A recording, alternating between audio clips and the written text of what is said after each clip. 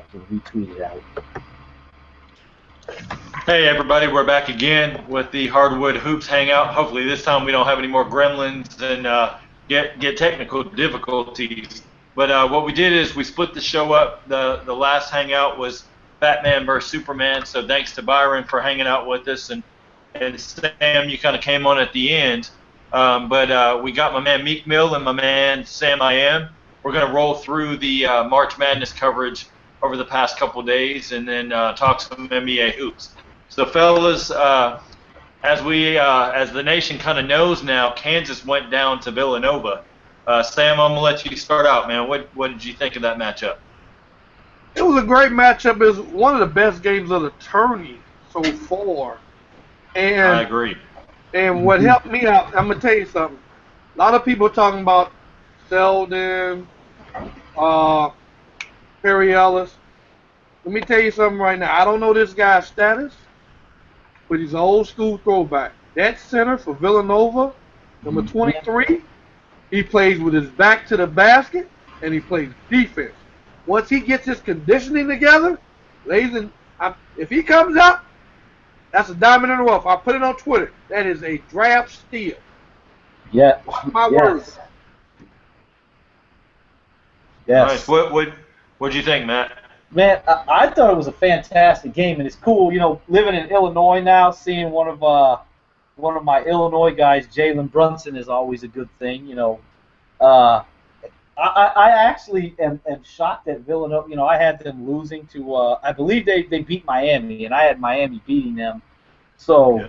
I didn't expect them to get this far, but I'll say I'm not shocked, because they are but overall for this NCAA tournament, it comes down I was talking to a guy at work who's he's a big Duke fan, and we argue all the time about power conference, non-power conference. He's like, well, what is a power conference? It's what the media tells us a power conference or a power school is. Look at the Final Four, or the Elite Eight. Every last one of them from a power conference. Not one mid-major school made it. 4 teams from the ACC are in the Elite Eight. 2 from the Big 12, and then you got Pac-12 with Oregon, and who's the other one I'm missing right now? You got Virginia, Syracuse, Notre Dame, and North Carolina. UNC. Yeah. That's ACC. Oklahoma, Kansas were the Big 12. Villanova, Big East, and who's the 8th? Who am I thinking? Who is the 8th team? Villanova and that Pac-12. Villanova is the 8th one for the Big East. So you had 8 power conference teams. So while it looks like there's a lot of parity in college basketball with these mid-major, is there really? When you think about it, once again, it's the power schools. The last time, I think, the last mid-major, Wichita State. I beg to differ. Go ahead. The reason why I beg to differ is this. Yeah, you got the power conference in here, and I don't have a problem with it. But I was talking this, and I was tweeting with Scott OG. I don't mind the games. It's bad enough the mid-majors got to get in, and they got to play the big schools. But they don't need to play the big schools and the damn refs. I give you 2 prime examples. The first game with Duke played. Duke was playing I forgot who they played their first game. But whoever was playing them, shot for shot. All of a sudden, refs start calling stuff past the damn 3-point line. At least tech fouls inside. The two big men go out with foul trouble. Duke runs away with the game. Mm-hmm. Yeah, they were down at half. They were down at halftime in that game. Exactly. Second game, Notre Dame and Northern. No, not Northern Item, but Notre Dame and the game Notre Dame played. They won on the last minute tip in. Yeah. The team that was leading them, they was up by 4. Notre Dame comes down twice, throws the ball inside. 2 great defensive plays. Dude didn't foul them at all. Refs call foul. And then if you look on the putback end for Notre Dame, dude pushed off before he tipped it. Yeah, I remember. So you can say that the big fool get it. Yeah. But really, I mean, there's no bias going on there. And here's I noticed it was 2 power schools last night, Wisconsin and or the other night. Yeah, it was Wisconsin and Notre Dame actually. It was third. Was that Friday? Whoever Wisconsin played the other day. Let's They were talk Notre Virginia. Dame. Notre Dame, they played Wisconsin and Xavier Virginia. before that. Yeah, it was Wisconsin. It was Wisconsin and Virginia, and the big dude for Virginia, the one with the Joakim Noah head, kind of the floppy hair. Wisconsin guy blocks the shot, goes over the dude's hair, and he showed the replay. They call a foul. Like, he clearly blocked this guy's shot, but it's a foul. And I know, like, Wisconsin's a big, they're, Big Ten school, but they were clearly the underdogs. They don't have any, other than Nigel Hayes, they really don't have any NBA prospects. And Nigel Hayes is a second rounder at best right now. So they're not a school everyone's checking out to see. There's no Kaminsky, there's no Sam Decker. But they clearly got cheated. Right. And Notre Dame, and also it ticks me off when it comes to these, I guess, with these referee calls. Okay, it's like who can bring more fans? Mm-hmm. You got Wisconsin, Notre Dame. It's obvious. It's Notre Dame. Was it? You know what? Was it Notre Dame who beat Stephen F. Austin? Yeah. Because I heard. Yeah. Well, that was the game. They should have won that. Stephen F. Austin should have won that. I saw a lot of tweets. I did not see the game, but I saw a lot of tweets. They were wild. That's what I heard. The refs handed that game to Notre Dame. They were robbed. Absolutely. I totally agree with that. So, what happened? Because I didn't see the game, but I saw the score. They were up. It looked like, based on the score, time on the game clock. It was up about four. It was up about four or 6 points with about a minute left. And like I said, Notre Dame came down, threw up a shot. Shot didn't go in. They played perfect defense. They called a foul. Right. That happened twice. That's what tied the game. Yeah. Now, Stephen F. Austin, to their detriment, they didn't run no good offense on their end of the court either. So they can, in a way, they contribute. And then on the last play, the guy tipped it in, but nobody wants to talk about it. He pushed it out before he tipped in. Absolutely. Yeah. Okay. Yeah. See. Yeah. That doesn't surprise me. Yeah, like, you know what we got to talk about though?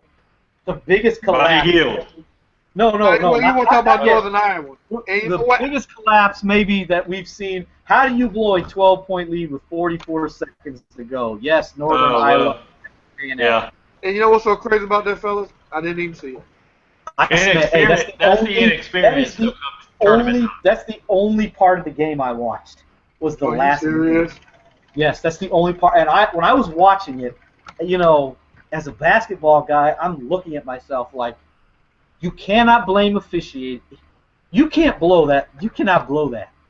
No, for what I was seeing on the little plays I did see, Texas A&M just played great defense. They didn't foul. Yeah. Northern Iowa could not get the basketball in bounds. Yeah, it was pretty bad. It was like watching the JV. And like the one time they got it, dude for Northern Iowa got the layup, and I'm like, oh, that's it. That sealed it. Nope. But you know what I got to give? I got to give my guy Daniel House credit. That dude, in the biggest of moments, stepped up for them. And this is why... You've been talking about him he's going to be a sleeper in the draft. Yes, that dude, he really stepped up in the clutch there. Like, they were dead. He scored, I think, he ended up with 21 points. 17 of them came in the last minute and overtime. It was so crazy that's about it. Big time. And what's so crazy about it, they was talking about A&M only had 6 field goals in the first half, but wound up with 90-some points. Isn't that crazy? Yeah, you can't. If you're Northern, did you see what LeBron James said? He basically said he would quit basketball if that happened to him. Yeah, the way the damn Cavaliers are going, he might. Yeah, he might quit out of this season. Yeah.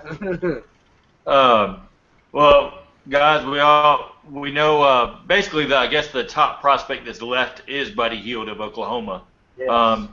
Basically now it's set up Oklahoma versus Villanova on April the 2nd, and we'll see what happens with Notre Dame and UNC tomorrow, along with Syracuse and Virginia. In my mind, I think it's going to be Virginia, and I'd like to see Notre Dame upset North Carolina because I'm a Duke fan, but What do you guys think of the outcomes of those games? I'm going with the lower seeds. I think Notre Dame is going to upset North Carolina because I hate Roy Williams. I think he's the most overrated coach. And I've talked to some guys that have played, have played the game at the college level, big time. They think he's overrated. And I've said that before I even knew some of these guys. So I'm hoping they lose. I think they will. And I do think Syracuse, that's the magical team this year. Because if we remember on Selection Sunday, nobody thought they deserved to be in. Right. And I think Virginia just doesn't strike me as a championship team. I don't know why. I'm not sold on them. So I think Syracuse is going to handle them. I think they're going to win. So I think we're going to get Syracuse versus Notre Dame, and we're going to get Oklahoma versus Villanova, with Oklahoma taking on Syracuse for the national championship. Okay. With Oklahoma winning it, and your guy Buddy Hield, player of the tournament. Hey, Pete, why don't you teach your coach some damn manners, man? Oh, man. I mean, how the hell you gonna tell somebody how to act when he got his damn y'all players up there tripping people and shit, man? Oh man, don't get on Grayson Allen. You goddamn right, I'm getting on his ass. Dude throws up a shot. He throws up a shot. He goes in. He wants to say, hey, you know you can do better. I'm like, how about suspending this motherfucker for like a half or something? Teaching him a lesson. Hey, you know what's funny?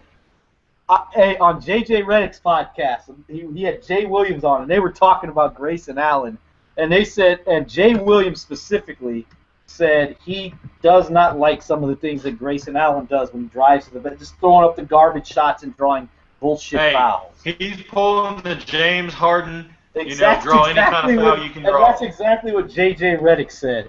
Does he remind you of James Harden and DeMar DeRozan? Yes. Man, I gotta get on your coach for a minute, man, because the first thing they want to say is, well, Duke only goes 5 and 6 deep. I'm like, wait a minute, hold up, man. Duke getting all these goddamn All-Americans and 4 and 5 star trips. I mean, if you're not developing your bench, ain't that coaching? Now, granted, I'm not knocking Coach K. 5 national championships. Can't knock the resume. Why come it's always seems that Duke's always short on the bench? But you know what, Jay Williams, that's another thing Jay Williams mentioned. Coach K has always loved the 7-man rotation. Right. He does not like a deep bench. If you think about it, Chase Jeter was basically the top 2 center prospect coming in. He hasn't played much this season. And they lost Jefferson. They're gonna get a red shirt. They're gonna get a red shirt for him. I hope so. When did he go down? I think it was December. You know what? I think they will, because my guy, a buddy of mine, played at Santa Clara. Kevin Foster went down. I want to say it was his sophomore year around that time, and he got a red shirt. So I think he probably will get it. And then you got the number 1 and 2 guys coming in next year. So yeah, I guess we'll be talking about these goddamn jokers again next year. Hey, Duke's up there every year, man. I didn't jump on the bandwagon, when they, basically started winning championships and all that. Basically, since I was a little kid and I can remember college basketball, I just liked Duke for whatever reason. I guess that was the first game I ever watched. I was like, I love that team. You know why, Pete? Because me and you were around. I'm 34. You're a little younger than I am. But we grew up watching. When I really I've probably been watching NBA since I was about 5. Yeah. Because my dad coached high school basketball. So and at the time I actually lived in Chicago. So I actually grew up watching Michael Jordan and I remember the first 3 championships. I was in 3rd grade when they won their first championship, and I remember it, which is crazy. But me and Pete grew up watching just college. It was Duke. It was Christian Laettner. It was Chris Collins and those guys, Wojciechowski, Grant Hill. They had another, was it Thomas Hill? Thomas Hill. Yeah. Those teams. We grew up, that was our, and obviously, I was a big Larry Johnson guy, even though he was at UNLV.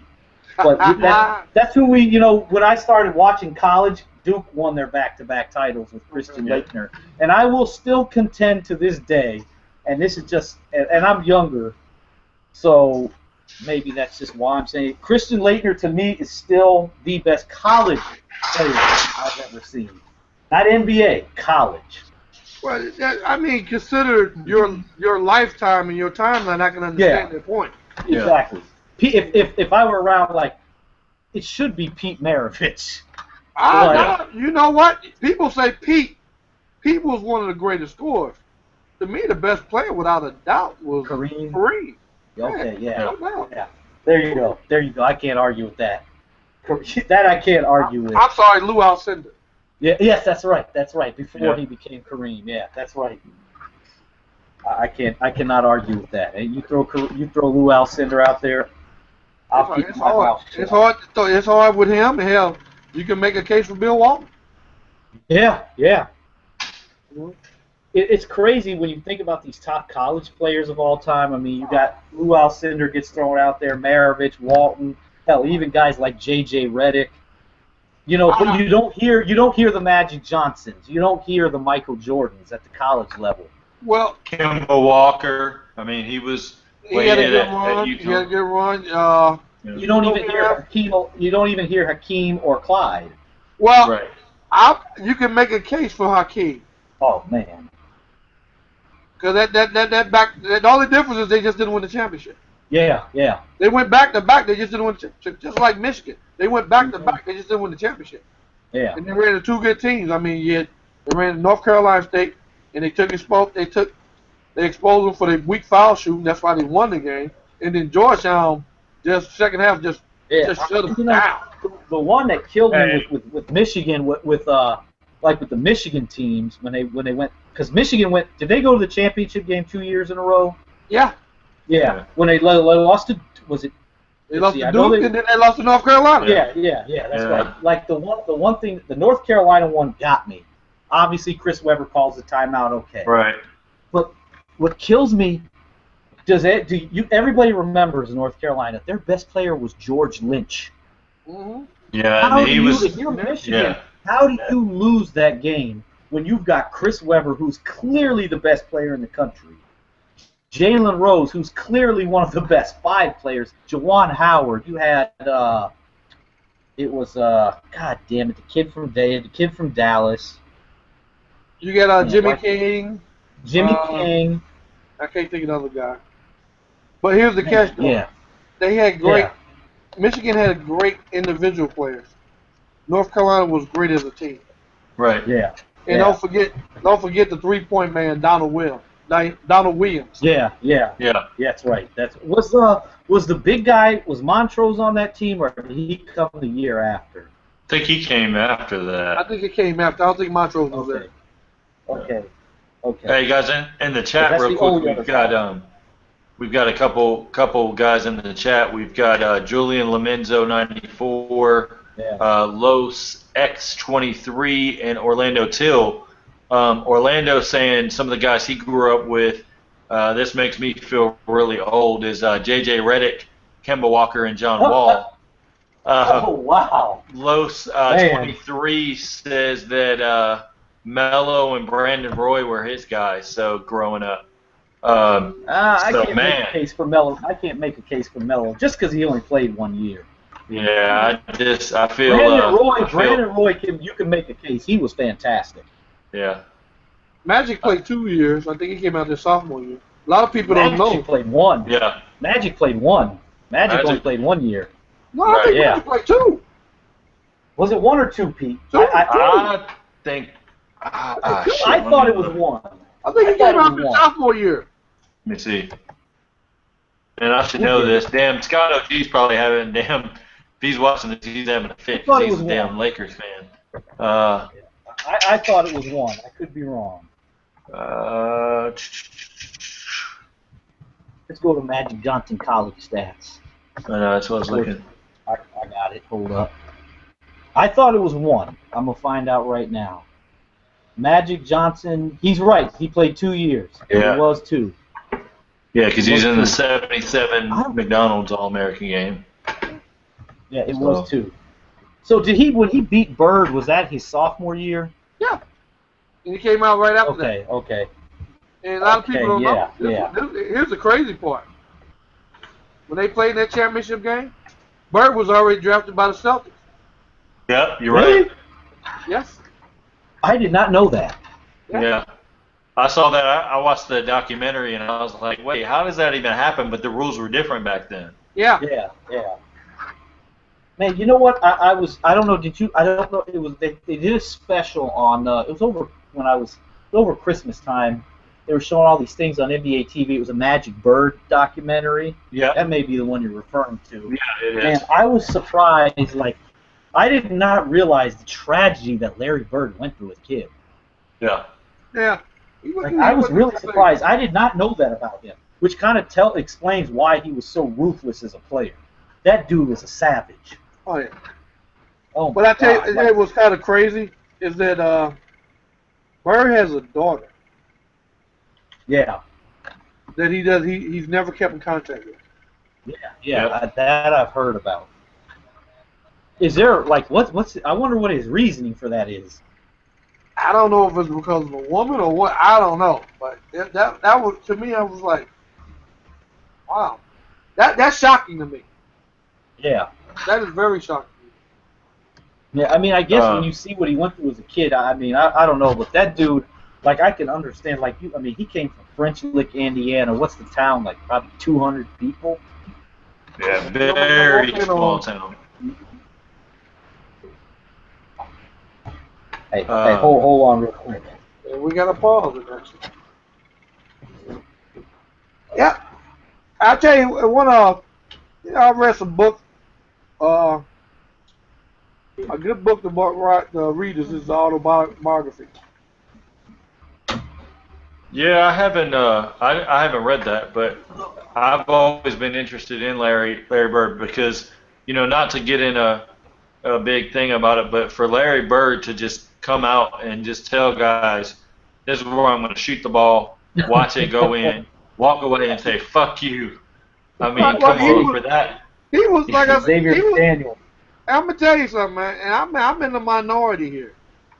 As coming up, I couldn't stand the Lakers. Yeah. Wow. So I was like an ABL, man. What's that? Anybody but the damn Lakers. So I adopted, if the Sixers went against them, okay. But then, I saw this Bird guy. I said, this dude's a gangster, man. Yeah. And I was one of the few black guys that I like the Celtics, man. Like, what's wrong? I said, I like this dude. This cat here is something else. It's funny you say that because in that documentary that I saw, they were saying like all the white dudes, they were all going for the Celtics. That wasn't the case at all. And I'll tell you one of the funniest things you ever get a chance. YouTube Larry Bird, he scored 60 points against Atlanta.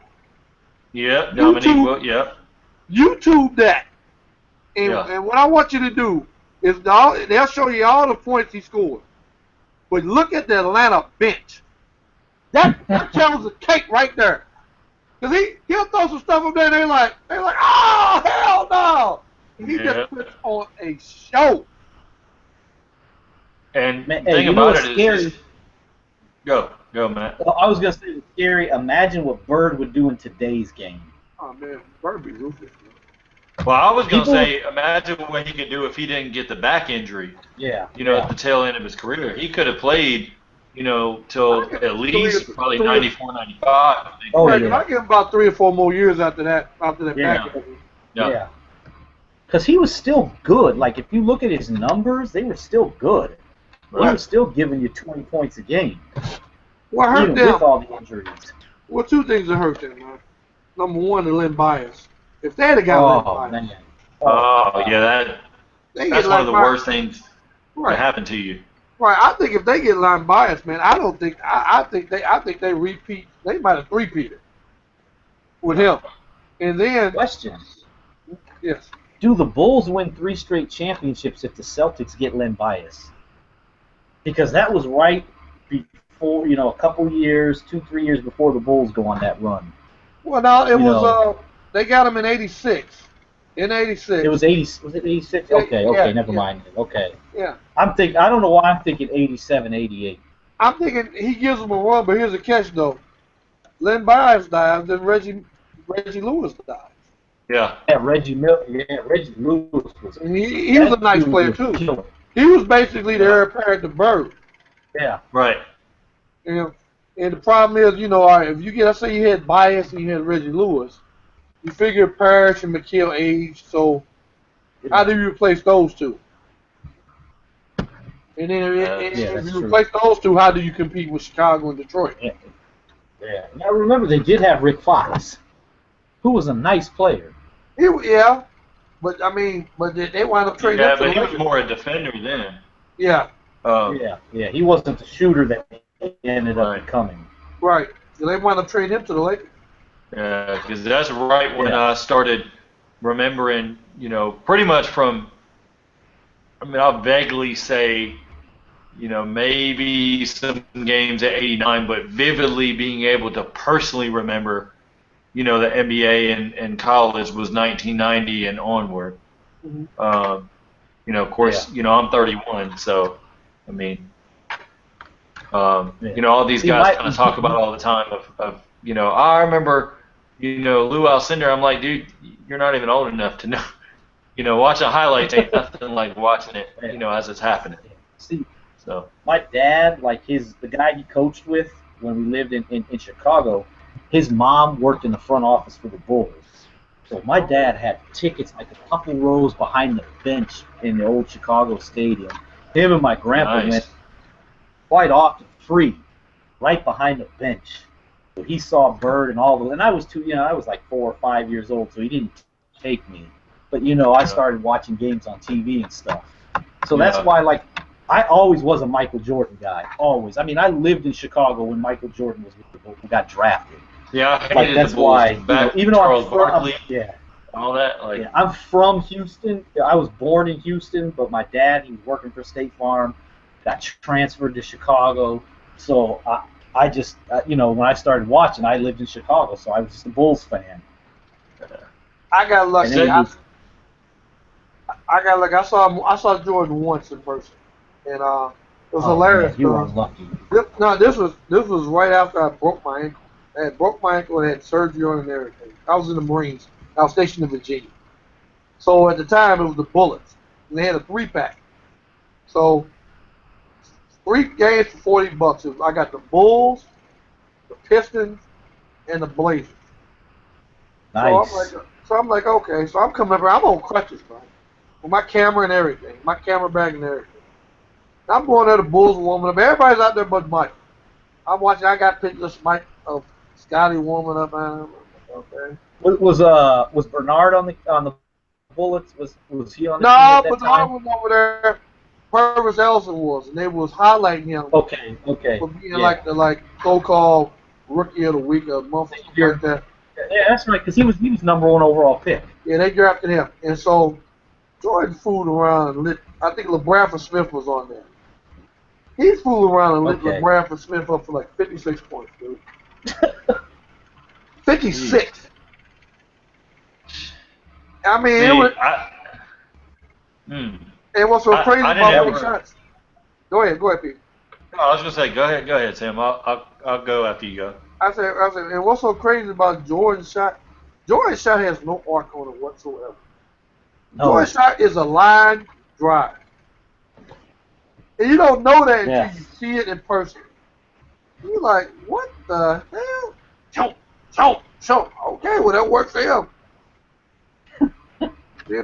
Bill Cartwright's crazy doing free throw shooting style. He all sideways and shit. This body, I'm like, all right. But it was, man, like I said, that's back when the NBA was the NBA. Yeah. See, when I was a kid, like I grew up. I was born in Philadelphia, of course. Grew up most of my life in Atlanta, and so of course it's Hawks games and all that stuff. So it's basically, the only time I really got to go to games as a kid was when the Sixers would play the Hawks, and my dad would be like, all right, let's get tickets, and the whole family goes and all that stuff. For me, when I got into high school, Michael Jordan was playing, basically for the Wizards. I was, basically a junior in high school, and wow. yeah. So my only game that I got to see Michael Jordan actually play was the Wizards and the Hawks, and like Michael Jordan put up like 30, I think it was 30 points or something, and they ended up beating the Hawks. But it was weird because I'm like, kind of hyped up because, Jordan's, getting to see him, and everybody's like, but you didn't see Jordan in his heyday, and I'm like, well, I watched it on TV, and they're like, you know what? You know what, Pete? I will always defend Michael with his run with the Wizards. How many 40-year-old dudes do you see dropping 20 a game and playing all 82 games? Yep.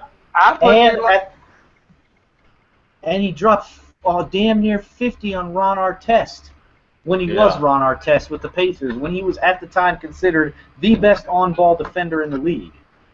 He dropped 50 on the dude. I put you like this.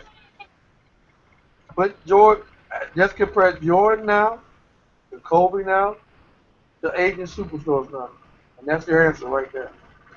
Now, I think the only thing you gotta in Kobe's defense, and I will not ever put Kobe ahead of Michael. Michael didn't come off a torn Achilles or a torn rotator cuff, but what Kobe's doing at his age, coming off those injuries, is fantastic. Not quite like what Mike did with the Wizards, but it's pretty good. Coming off the torn Achilles and a torn rotator cuff at his age.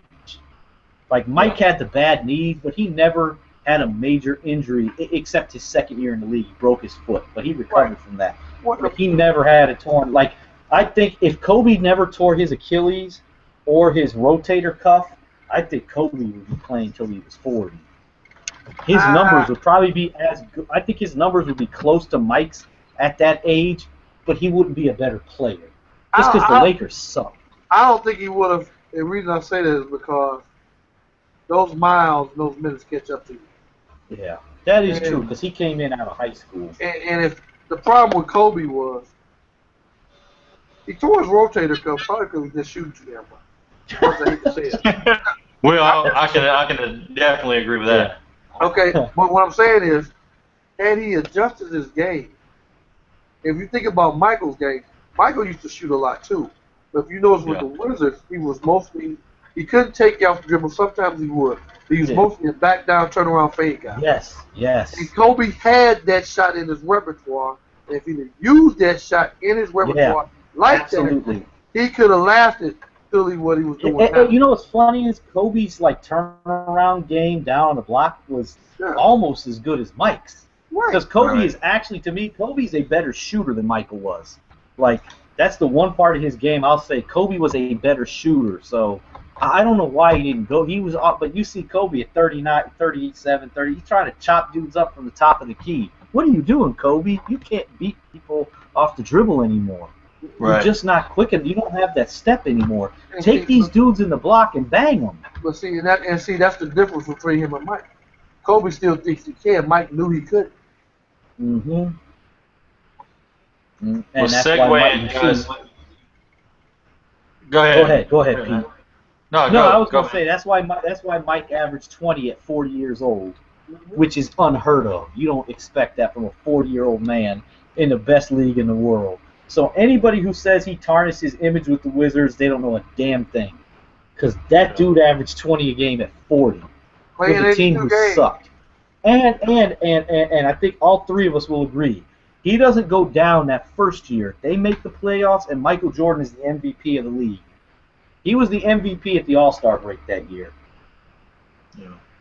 Before he went out for the rest of the year with the last 20 games. He would have been the MVP of the league that year at 39.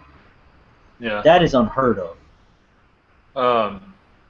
Well, I kind of want to keep it, since we're talking about Michael Jordan, segue into this season, and Matt, I want you to start this topic out, man, because it's your squad. I know where we're going. What the hell is going on with the Chicago Bulls?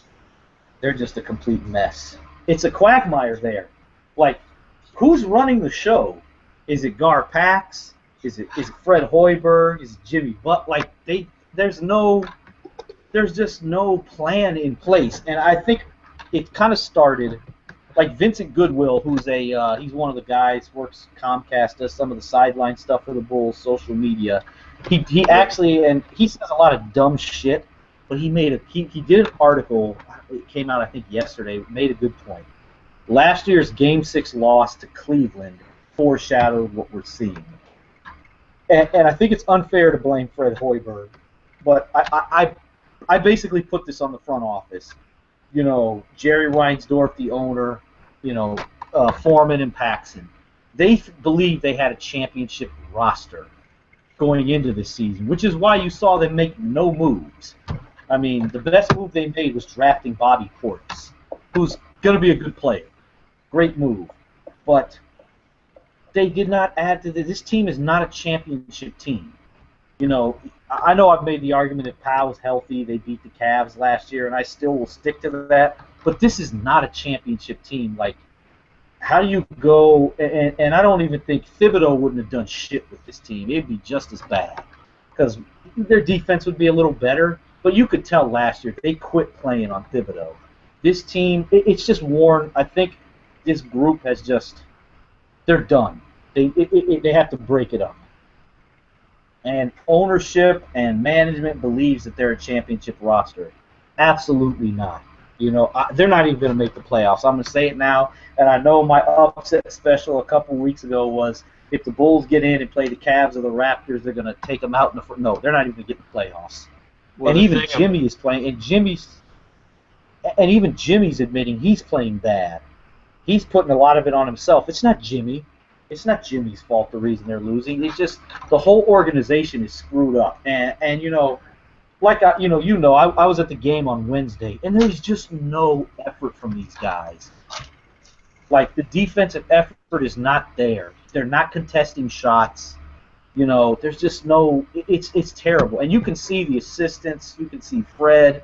Like just their reactions. It's just like there's nothing they can do. It's terrible. They got to break this thing up. They got to get rid of Paxson. They got to get rid of Foreman. You know, Taj Gibson came out and said that they're tired of losing. He's tired of them losing to trash teams. They lost to the Knicks, you know, basically twice in a row. They lose to the Orlando Magic tonight, and the Magic didn't have without Vucevic and Oladipo. So, I mean, you can't beat that team. You ain't beating the Cavs. So no. If not for like the game on Wednesday in Chicago against the Knicks, if not for Niko Mirotic, they lose by 40. Niko hits 9 threes, gets 35 points. I mean, he kept it interesting. Like, I was even shocked. Like, because we know Niko Mirotic, he likes to shoot all the threes and do his thing, but he's not really a three-point shooter. Yeah. But he was fantastic. I was impressed by Niko. It was an interesting thing to see because he was hitting some tough threes. But if not for Niko on Wednesday night, they get beat by 40. They got totally outclassed by the Knicks. And as you know, Pete, you know, watching the Knicks, being a Porzingis fan, they play no defense. There's no effort from the Knicks, and they blow the Bulls out twice in a row. Right. And the Bulls are just they're done. What you think? Do the Bulls have any chance of making up the 2 games that they're behind Detroit right now? And if they do somehow slide into the playoffs, are they able to make any noise, or are they just done? Question is, number one, we got to check the schedule. Yeah. All right, and if they play Detroit anytime, or are they done with that? But Meek, I'm shocked. They quit on Thibodeau, huh? No, they quit on Thibodeau? Yeah, I thought they quit on him at the end of the year, yeah. From what I saw, it looked like they did. They've got Detroit on April the 2nd. They've got a tough schedule ahead. They've got Indiana as their they've got Atlanta, Indiana, Houston, Detroit, Milwaukee, Memphis, Miami, Cleveland. Then it gets easier because they got New Orleans and Philly to end the year. They'll be out by then. Yeah. They'll be done by then. Done. Unless Detroit's schedule is harder than it doesn't get any better for Detroit though, because they got OKC, Dallas, who I mean you can say right now with injuries. Then they play Chicago. Golden State is a tough game though. Miami twice. I think, but Detroit's playing some of their best basketball of the season though. Yeah. Right? They're You said playing Miami really twice. good right now. Miami twice, Orlando, Washington, and then Cleveland. So. Well, I put it this way: I'm if still they can, gonna go if the Bulls Detroit. can trim it down to one, going to that game against Detroit, they got a chance. Yeah. Because, Meek, who's leading the season series? I think Detroit's up. I want to say 2-1, so it would end up a tie. Okay. I think it's 2-1. I think it's two. I know that. I think it's 2-1, but I do believe they did beat them once. All right. So if they were able to win, beat them, it'd be a tie. then they probably go after that. They probably go to division record, probably, right? Right. Yeah, which I think would probably give the edge. Damn, man, that may give the edge to the Bulls because they've beaten Cleveland 2 out of 3. They've beaten Milwaukee, I want to say 2 out of 3, maybe 3 out of 6. So the Bulls may have the division record. They may have them on that. All you gotta do is really just cut it down to 1. I could be wrong, but I just don't know who the Bulls are going to beat the rest of the way. I mean, you get blown out by Orlando, right? And Orlando has 2 of their best players out. No, that's no different than when Cleveland lost to Memphis with all their players out. That's true. That is true. Cleveland's got problems too, though. Right, just not as bad as the Bulls. My take on the Bulls is this: it's an old Janet Jackson song. You don't know how good you got it till it's gone. Yeah. You never got rid of Thibodeau. You know, I think that's a fair argument, but I don't think Thibodeau would have won with this team. Thibodeau would have to play better defense. That I agree with. The Bulls. Yeah, that's a definite. It's a 2-1 series lead for the Pistons against the Bulls. Okay, and better defense means some of those losses are tight losses with wins, and it changes the whole aspect. Yeah. If they wouldn't lose to trash teams. I put it this way like this: if Thibodeau's coaching the Bulls, they're in the playoffs. That's no doubt. Oh yeah. All right. So bottom line, guys, what happens in the offseason with the Bulls? Something's got to give. Is it Rose, Butler, Rose gotta go, what? Man. Rose got to go. You got to make it to Butler's team. Rose has got to go. You try. You got to trade. You got to get rid of Rose. You got to get rid of Noah.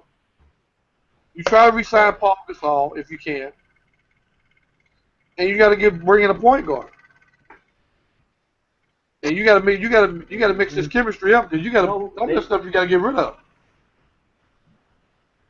I actually, you know who actually, God, maybe if you can get rid of the Rose contract, you get rid of Noah. That's 2 contracts. Well, that's gone. I would re-sign Powell. Make Doug your small forward because I think Doug's made a lot of strides. Even just watching him, he didn't play great against the Knicks the other day on Wednesday, but you can tell the improvement. He's contesting shots on defense. He's getting the rotations. He's a super confident. You're fine with Doug. They got their 3. That's not a weak spot anymore. But they need to get if they can sign Mike Conley. That would be a beautiful pickup for the Bulls. He defends. He's not selfish with the ball. He'll pass. And you can run everything through Jimmy. You see, don't get rid of him right now. I think he got put in a bad position. He's got a flawed roster. So I don't think it's his fault. And I think Gar Pax, they're gone. You got to get rid of them. Get rid of Paxson, get rid of Foreman. And I'm a big Paxson guy. You know Jerry Reinsdorf don't want to spend no money. And that's the problem. Yeah. Well, I mean, if he could get he can sign Mike Conley for less than he's paying Derrick Rose. If you can trade Derrick Rose, I'd give Mike Conley $17-18 million a year. Oh, he's worth it. Based on with the and the salary cap's going way up. So I'd give Conley $17-18 million contract a year. Bring him in. He's going to defend. He's going to pass. He's going to make open shots. He'll do what you want. He can run the Fred Hoiberg system. Because I like Fred Hoiberg's. I love his offensive schemes, and I think they can be good defensively. It's just they need to break some of that. They need to get rid of some of their guys. Of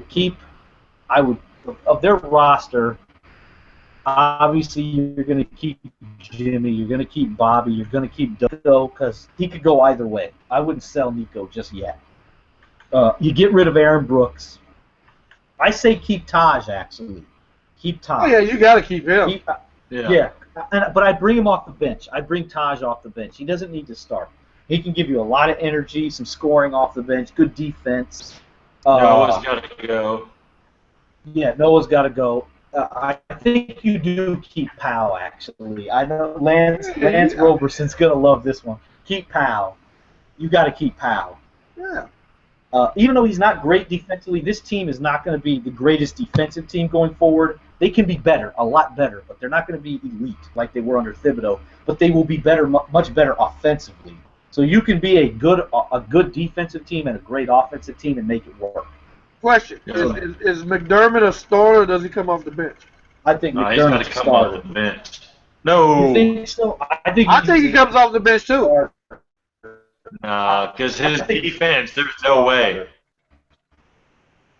Well, I'm thinking if he comes off the bench, now you need a small forward and a point guard. Yeah. You know why? This is about this. See, the reason I say he can be your starter, and I think the best comparison, and not because they're both white guys, is J.J. Redick. It really is. Doug McDermott is so far ahead of J.J. Redick when Redick was in year 2. It's crazy. And look what J.J.'s doing in Los Angeles. That dude is a really good NBA player. And Gundy behind him too. So you got to look at the coaching aspect. That's true. That is true. But I'm seeing massive improvement, and I think the big thing, because Doug McDermott is a smart player. He understands the defensive concepts. He wasn't. You can see the confidence. You can see the rotations are getting better. He is so much further along, even defensively, than J.J. was as a second-year player. I think the difference between those two is that Doug is already in a system that fits him, and J.J. had to find a system that fits him. Exactly. Good point, exactly. Sam. Yeah, that is, and you know what? J.J. even credits Stan to like all his success because he said Stan made him change his game. Like, offensively, he's still kind of the same guy, come off screens, make shots. But really what he credited Stan with was his understanding of the defensive concepts. Right. And that's where Doug had. Because to me, Doug McDermott is so far ahead of J.J. offensively at this point in their careers. If you look at year 2 for both of them, it's not even. Because Doug can post up smaller guys. J.J. couldn't do that. Doug McDermott is driving to the bucket, dunking on people. He's shooting floaters. J.J. Redick just developed the floater. Well, Doug is so far ahead offensively. JJ's a spot-up shooter / maybe drive to the basket, shooting guard / maybe point guard. Whereas Doug was a small forward that can be a shooting guard. And he has different game based on his height. Because, JJ's like about 6'4". Yeah. Maybe? Yeah, exactly. Doug's 6'7". Doug is tall. Yeah, Doug's 6'7", 6'8". Yeah. Yeah, and I think some of those mismatches, like if he's got a guy like a Flalo was guarding him, Doug can take a Flalo on the block. Because a Flalo's only 6'4", 6'5".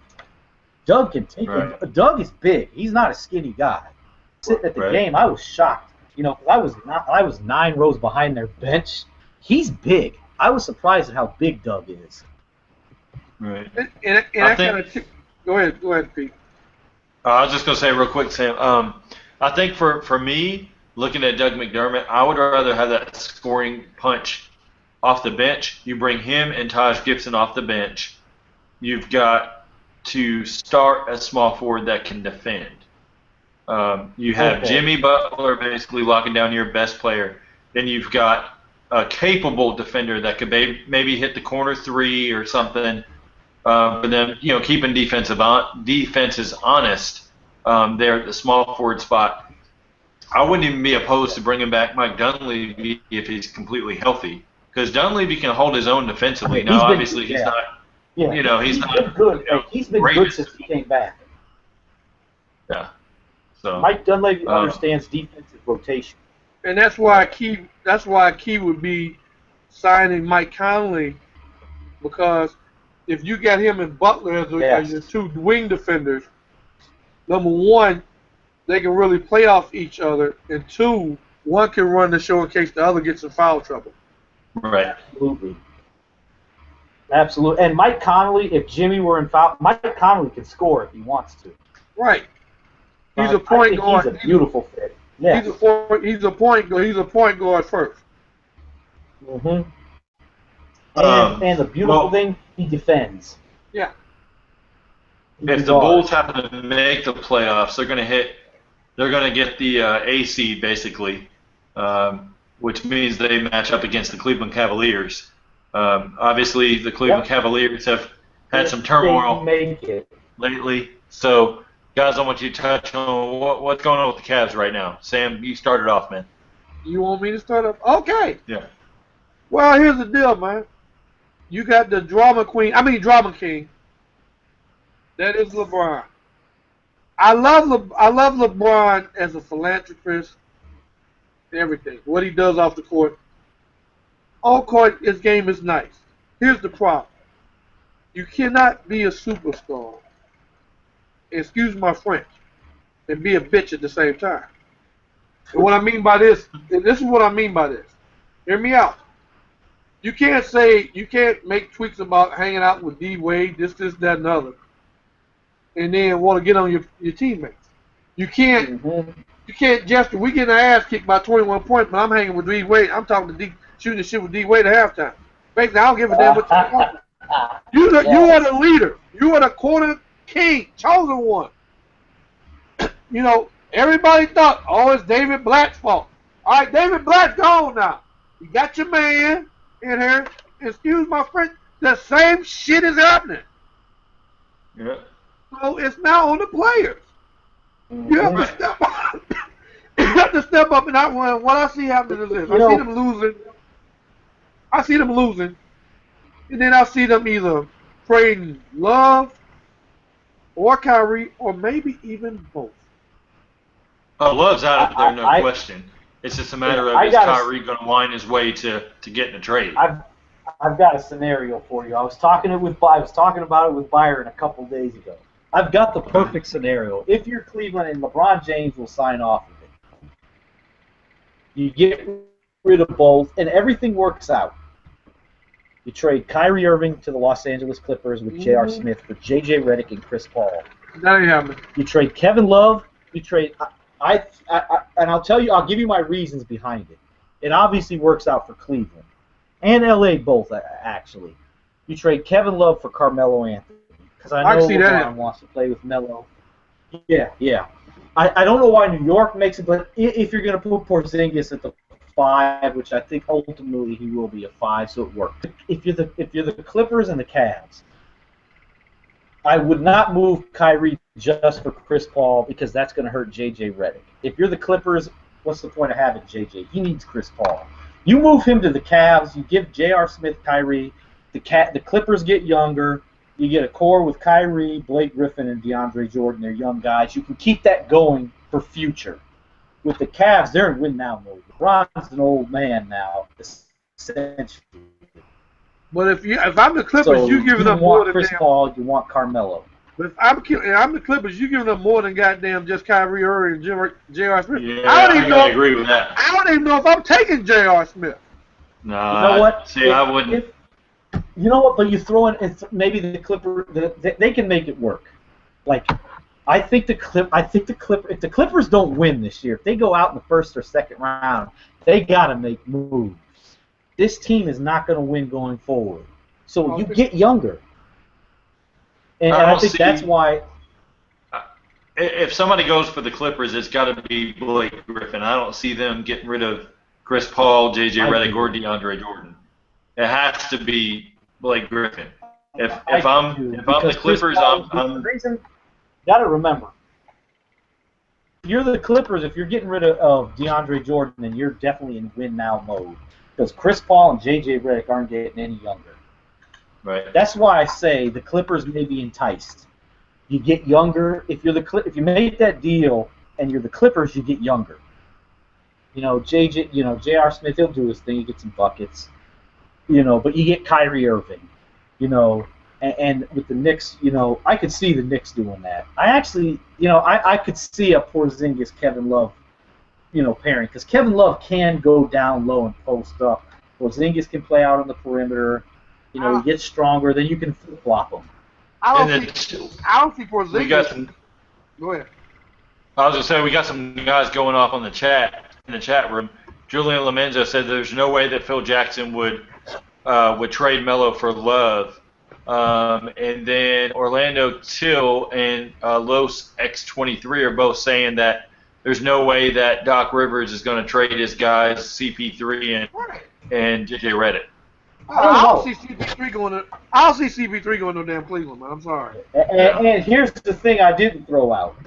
Remember, LeBron's a free agent. Dwayne Wade's a free agent. They both take less, and they go to Cleveland. That's the other thing I was going to throw at you, because remember what LeBron said. He wants to play with Melo. He wants to play with Chris Paul. The super team, yep. And he would take less. There you go. Okay. That's the scenario that financially would work. And you know what? That's what I'm talking about. The goddamn Burger King trying to have it his own way and shit. I mean, goddamn. What all would you have to have? See, shit like that. That's why people hate on LeBron. Not because of his basketball skill, because all his damn whining and shit, and all this, I need help. He wants to take the easy way out. No, what it is, he wants to eat. He wants to win, but he wants to win it his way. Yeah. I made the behind-the-scene deals and everything, and getting all these superstar players. Shit ain't gonna work, dog. Yeah, exactly. You know what? That Kevin Love, he's mad at Kevin Love. He doesn't like it. It's obvious. That's on him. He traded. He wanted Andrew Wiggins. Yeah, he should have kept Andrew Wiggins. If you had Andrew Wiggins right now, you have a better chance. Yeah. You have a better chance to win the finals than with Chris. You know what? If they had Andrew Wiggins, they would have won a championship last year. That's crazy. I think they win the championship last year. I don't know about that one, because he's still too inconsistent for me. Yeah, but it wouldn't matter on the Cavs. Like, he's inconsistent, but it would be okay because he can defend. You could throw LeBron at the 4, Wiggins is the 3. You got a great defensive. They would have been much better defensively. Yeah, I put it this way: it'd have been harder on Draymond. Absolutely. It'd have been harder on Draymond. Yeah, because he would have had to go. Who are you going to match? Are you going to put Iguodala on LeBron, or do you put Draymond on because you got Wiggins? Because Wiggins Wiggins started to play really good down, the last month and a half of the season as a rookie. Yeah. You could see Wiggins was going to be good. Because didn't they have to start Tristan Thompson because Love was out? Yeah. And he can't score. Right, basically Draymond was at the top of the key with free shots and everything. Mm-hmm. So yeah, you put LeBron on him. Oh yeah, that changes that series big time. You get shut down because you could honestly in that lineup when he went with Draymond Green at the center, you could have went with LeBron at center with that lineup, and you could have put Wiggins at the 4. With the team they had. I don't know about JR at the 3 and Sharp at the 2. Yeah, exactly. You could have done stuff like that because Wiggins would have been guarding Harrison Barnes. He can guard Harrison Barnes. Harrison Barnes is a spot-up 3-point shooter right now. I put it this way: they could have matched up better. I'm not saying it's going to change the outcome. They could have matched up better. Let me say this: it would have went 7. Okay. I think it goes 7. Now I will. I said it. I'm sure I said it on the show a few times, but as constructed as it was last year, a lot of people say if Kyrie plays, it goes 7 and the Cavs probably win. I disagree because Steph. Kyrie can't guard anybody. Exactly. Kyrie would have got his ass lit up. The reason it was so close is because Dellavedova was actually able to negate Steph Curry for a couple games. Correct. And eventually Steph figured it out and just dominated. The worst case scenario happens for Cleveland is in Game 3 where Steph found his niche. Yes. Yeah. Once he found his niche, it was a wrap. They went small, it was a wrap. Yeah, that was like the last couple. They lost, but it was like the last couple minutes Steph went off. So based on kind of where Cleveland is right now, do you think that Tyronn Lue can lead them back to obviously the Eastern Conference Finals. And if they get through the Eastern Conference Finals, which isn't really saying much, based on, basically Toronto being there, you might have the Hawks. I mean, there's not really a lot there that the Cavs are going to face. So if they get to the finals, is LeBron, a healthy Kyrie, and a healthy Kevin Love enough to get past either the Spurs, which Sam we're going to talk about in a minute, so I'm going to let you sound off about them, or Golden State, because that's basically who it's going to end up being. Hey Sam, let me take this one just because I know you're gonna. Because me and you are probably gonna disagree on this. Because I think the Warriors are probably gonna come out of the West. I think the Warriors are gonna win the championship. Okay. But there's no way Cleveland healthy beats the Warriors. I actually, and I went over this. I actually I was talking to Byron when we were talking the other day. I said, it's been in my head. If I had to go with scenarios, I think there's three teams that basically will have a slight chance to come out of the. You got three. The only three that come out of the West: Oklahoma City, San Antonio, the Warriors. Obviously, I'm going with the Warriors. But if San Antonio comes out, they beat Cleveland. If OKC comes out, they lose to Cleveland. But I just don't see. I don't know how the Warriors are going to lose. I just don't see it. And I'm not even a Warriors. I'm a Steph Curry fan, but I'm not a Warriors fan. I'm a Bulls guy. I don't want the Warriors to beat the Bulls record. But yes, I do think the Warriors are going to win 74 games. They're going to go 74-8.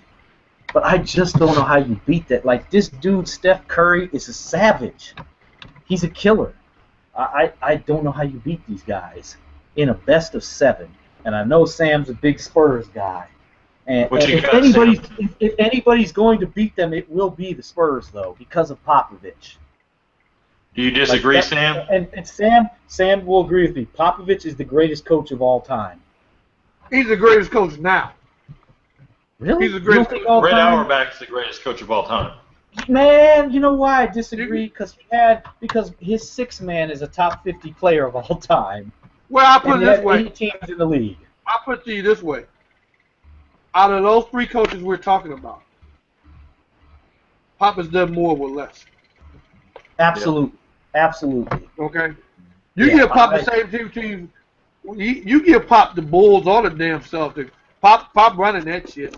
Oh, yeah. Man, and you know what, Sam? If you give Pop the Bulls this year, they're probably the number 2 seed, worst case scenario in the East. Oh, yeah. With that roster and their injuries. Right. He figures that shit out. Yeah. But going back to what you said, Pete, hell no. The Cavs ain't winning the championship. I agree with that. All right. Yeah. People are talking about Toronto. Yeah. The Cavs' best test is going to be Miami. Okay. They don't match up well with them. No. The only thing with Miami is they've got to have a healthy Dwayne Wade. Hassan Whiteside's got to be firing on all cylinders. Chris Bosh has got to come back healthy. I don't think Bosh is playing this season. Rest of the season. No. So to me, You know what it's going to come down to? Justice Winslow is going to have to be big. I'm going to put it on Justice Winslow because he's talented and he defends. He's going to have to be huge. See, I don't know that basically if Eric Spoelstra will trust him for big minutes come playoff time. Eric Spoelstra sucks. For the simple fact, Joe Johnson's there. Joe Johnson's going to take minutes. Luol Deng's there. He's going to take minutes. If Chris Bosh comes back healthy, obviously he takes minutes. So I don't know. With Toronto, everybody's talking about them, basically DeMar DeRozan. To me, Kyle Lowry can get you a couple games carrying you through, but the real big test for them is going to be 2 players. Giannis Valanciunas is going to have to be, and DeMar Carroll. He's going to have to come back healthy. You know what with Valanciunas, though? I don't knock him at all. They don't use him right. Valanciunas can dominate games offensively. But he disappears on defense. Yeah, he's a lot like, you know who he's kind of like. He's a little better defensively, but he reminds me of Enes Kanter. A little bit, but he's got more of a roll to the basket game. Yeah, to me, he's more like a Nick Vucevic because Vucevic can't defend. No. Sam, what were you going to say about DeMar Carroll? Well, I'm going to say that he's a key. He's a key to Toronto. I'm going to tell you the name of one player who changed the differences of 3 franchises by where he went. His name is Joe Johnson. And this is where I'm going. I'm going to go somewhere with this. You put him on the Cavs, they got a legitimate chance to win the championship no matter who they put. You put him on the Thunder, they have a chance to win the championship. But he winds up going to Miami, and he's making a difference down there. Mm-hmm. Problem with, like I said, depending on who the Cavs played first round, Detroit, Chicago, no more than a 6-game series. Miami could be a 6-7 game series, depending on how it goes. And then you're looking at maybe Toronto or Boston. Toronto, I think they take them out in 6. Boston, maybe 5. So then you go to the West. The West is really the only really decent matchup. First round will probably be might be the Rockets. Maybe the Rockets Warriors if they make it to the AC. What about Thunder and Portland? Thunder and Portland would be nice for a while, but Thunder just got too many bodies now. Yeah. They got too many bodies. Then Miles Leonard just went out for the season for Portland. Oh, they really got that. That's a big blow. That hurts. That hurts. That's a stretch 5. So now they're going to play Mo Harkless more at the 4. Yeah. So. Right. So that takes you to the second round. Thunder Spurs could go 7. Mm-hmm. Warriors Clippers at the most, maybe 5. 6. Maybe 6. I mean, I was going to say 5. Yeah, maybe I think 6. I think they might sweep them. The key is a healthy Blake Griffin. Yeah. Because you get him, then you can go small. Mm-hmm. Then it goes to, let's take us to the conference finals in Warriors Spurs. The key is whoever wins on the other person's court. Mm-hmm. And they also could be one, and it could be one of those series where everybody wins their home court. Because as much as I love my Spurs, Golden State has the best home court in the NBA. Absolutely. It's not even close. No. Hey, and it's been like that since they knocked the Mavericks out in Right. 07. Right. They just get crazy up in there. I was going to school at a junior college in Northern California, in Redding, California, and there was a guy, that lived in the dorms with me that was a Warriors fan, and I could tell by the way he talked. They loved the Warriors, and this was like 2002. He loved the Warriors, and they sucked. Right. Here's the catch, Those fans loved them. Here's the catch, though. They moved into a new arena in 2019. Yeah. I'm just wondering. Because I give you a prime example, Mickey. You'll know this. There's a difference between the old Chicago Stadium and the United Center, and I'm wondering will the Warriors. Michael absolutely hated the United Center at first. He adjusted to it, obviously, but he hated play when he came back to the Bulls when he wore number 40. He hated the United Center. Right. And he couldn't stand it. I'm wondering, will that change when the Warriors move into the new arena? But I mean, I'll say this: I don't think it'll affect Steph Curry because that dude is just. we don't even have to talk about him. But I could see it affecting the other players, not Steph, but the other guys. I got a spoiler. I just found this out. Come free agency, there's a team that's gonna make a push for Kevin Durant. The Warriors. Spurs. Yeah, I did see. Wow. You know, I saw that. Yeah, yeah. Oh my God. Now hey Sam, if they do that, does KD play the 4 then? Because my guess would be Duncan would retire. KD No, would play the 4. Aldridge would play the 5, or the Duncan would come off the bench. yeah, because he has another year. I put it like to you like this. This is what I see happening. You can move Durant to the 2. Yeah, you could. Absolutely. Because his first Absolutely. couple of years in Seattle, that's where he played. Yeah. He came in. Or, you know, PJ Carlesimo had him as a Yeah. 2 guard. Yeah. Or you could even play. You could move Kawhi to the 2 because he can play both wing spots. Yeah. It doesn't matter. They're interchangeable. Him and Kawhi would be interchangeable, and Kawhi would stick the best offensive player defensively. Yeah. Oh, if Kevin Durant went to the Spurs, it's a wrap. Even if That Duncan would be a retired, hell of a matchup to watch. it's a wrap. All 82 games could be Golden State against the Spurs for all I care. Yeah, it would be a wrap to me. The Spurs would be champions. Because, you know why? Because Kevin Durant is not a selfish guy. He would fit in with the Spurs. He's a humble guy. And Yes. if you think about it, he has a Spurs mentality. Mm-hmm. I mean, he plays backdoor to Russell Westbrook right now. Exactly. He essentially is the second guy. And he won't call him out on stuff. He just won't do it. But you know what though? I think part of it is he's a team guy, but I think he does genuinely like Russell Westbrook. I think they are really close. I really do. I do too. Yeah. If you think But about on it, the they grew up together. You put him on the Spurs, he ain't got to worry about that. There's no pressure on him if he's on the Spurs. Yeah, he doesn't have to guard. Like, if you watch the Thunder games now, typically who guards the best player on the other team? It's Kevin Durant. He guards Steph Curry. He guards Chris Paul. He goes to the Spurs. He no longer has to do that. I think that Washington's pretty much out the door. They have no chance to get him. It's either going to be Golden State, San Antonio, or Oklahoma City.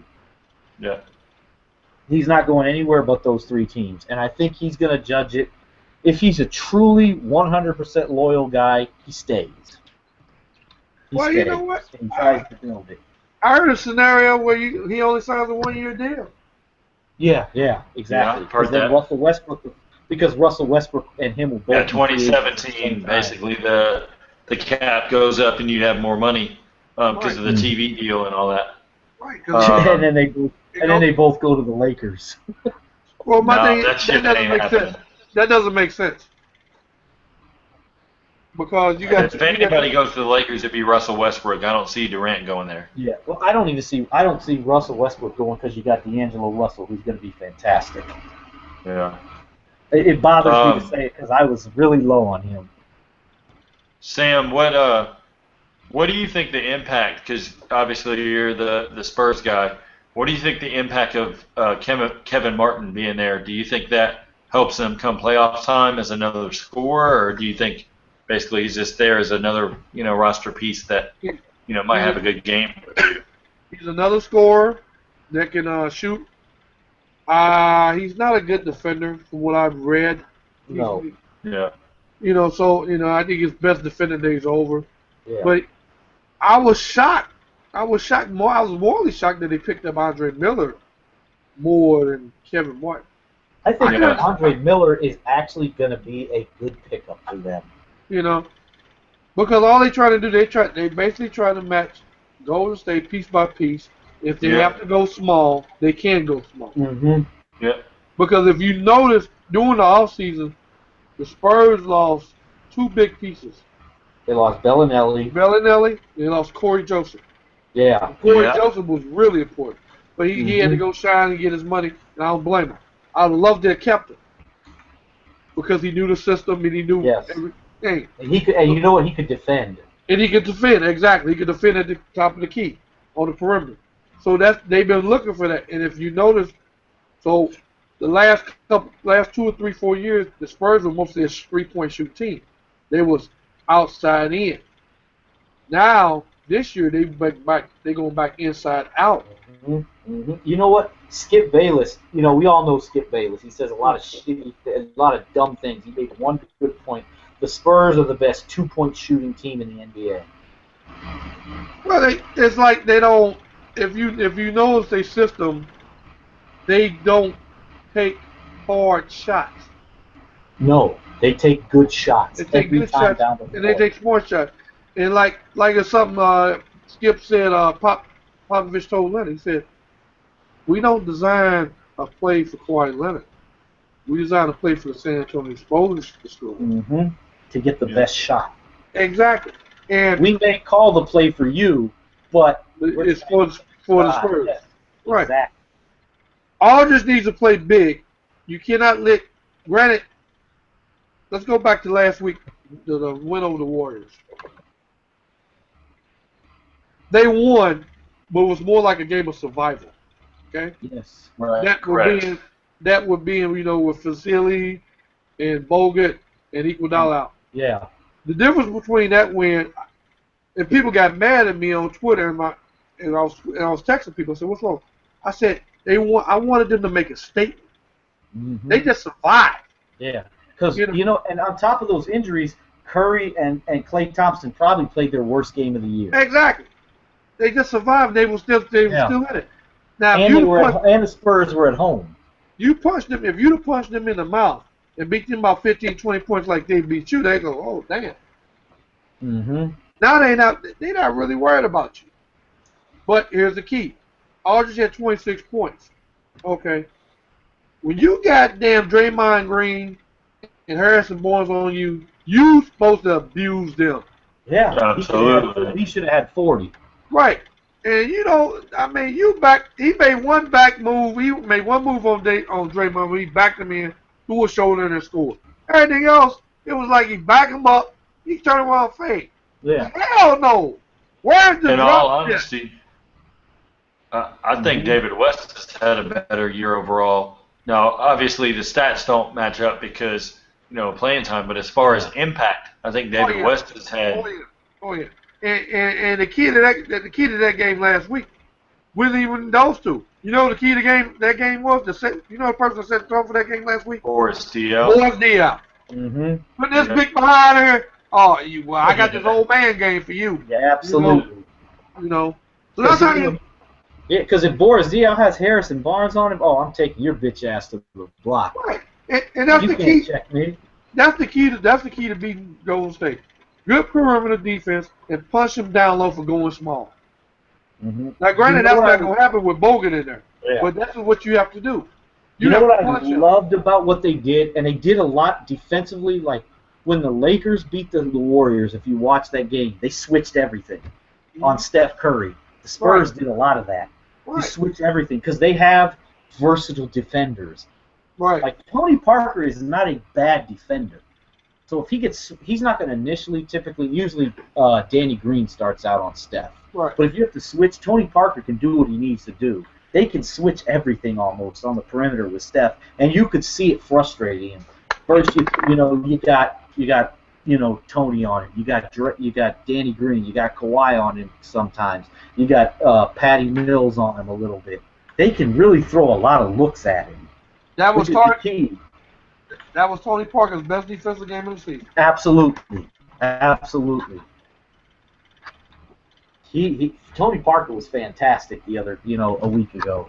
I actually picked the Warriors to win that game, but the Spurs defensively, the way they guarded Steph hasn't been that frustrated all year. Right. They legitimately frustrated him. Right. I think he will bounce back next game. Yeah, he'll bounce back next game, but and I think the problem when you look at the best of 7 with the Warriors and Spurs, you got to shut down Steph Curry 4 times. And what does the guy shoot beyond 30 feet, like 60%?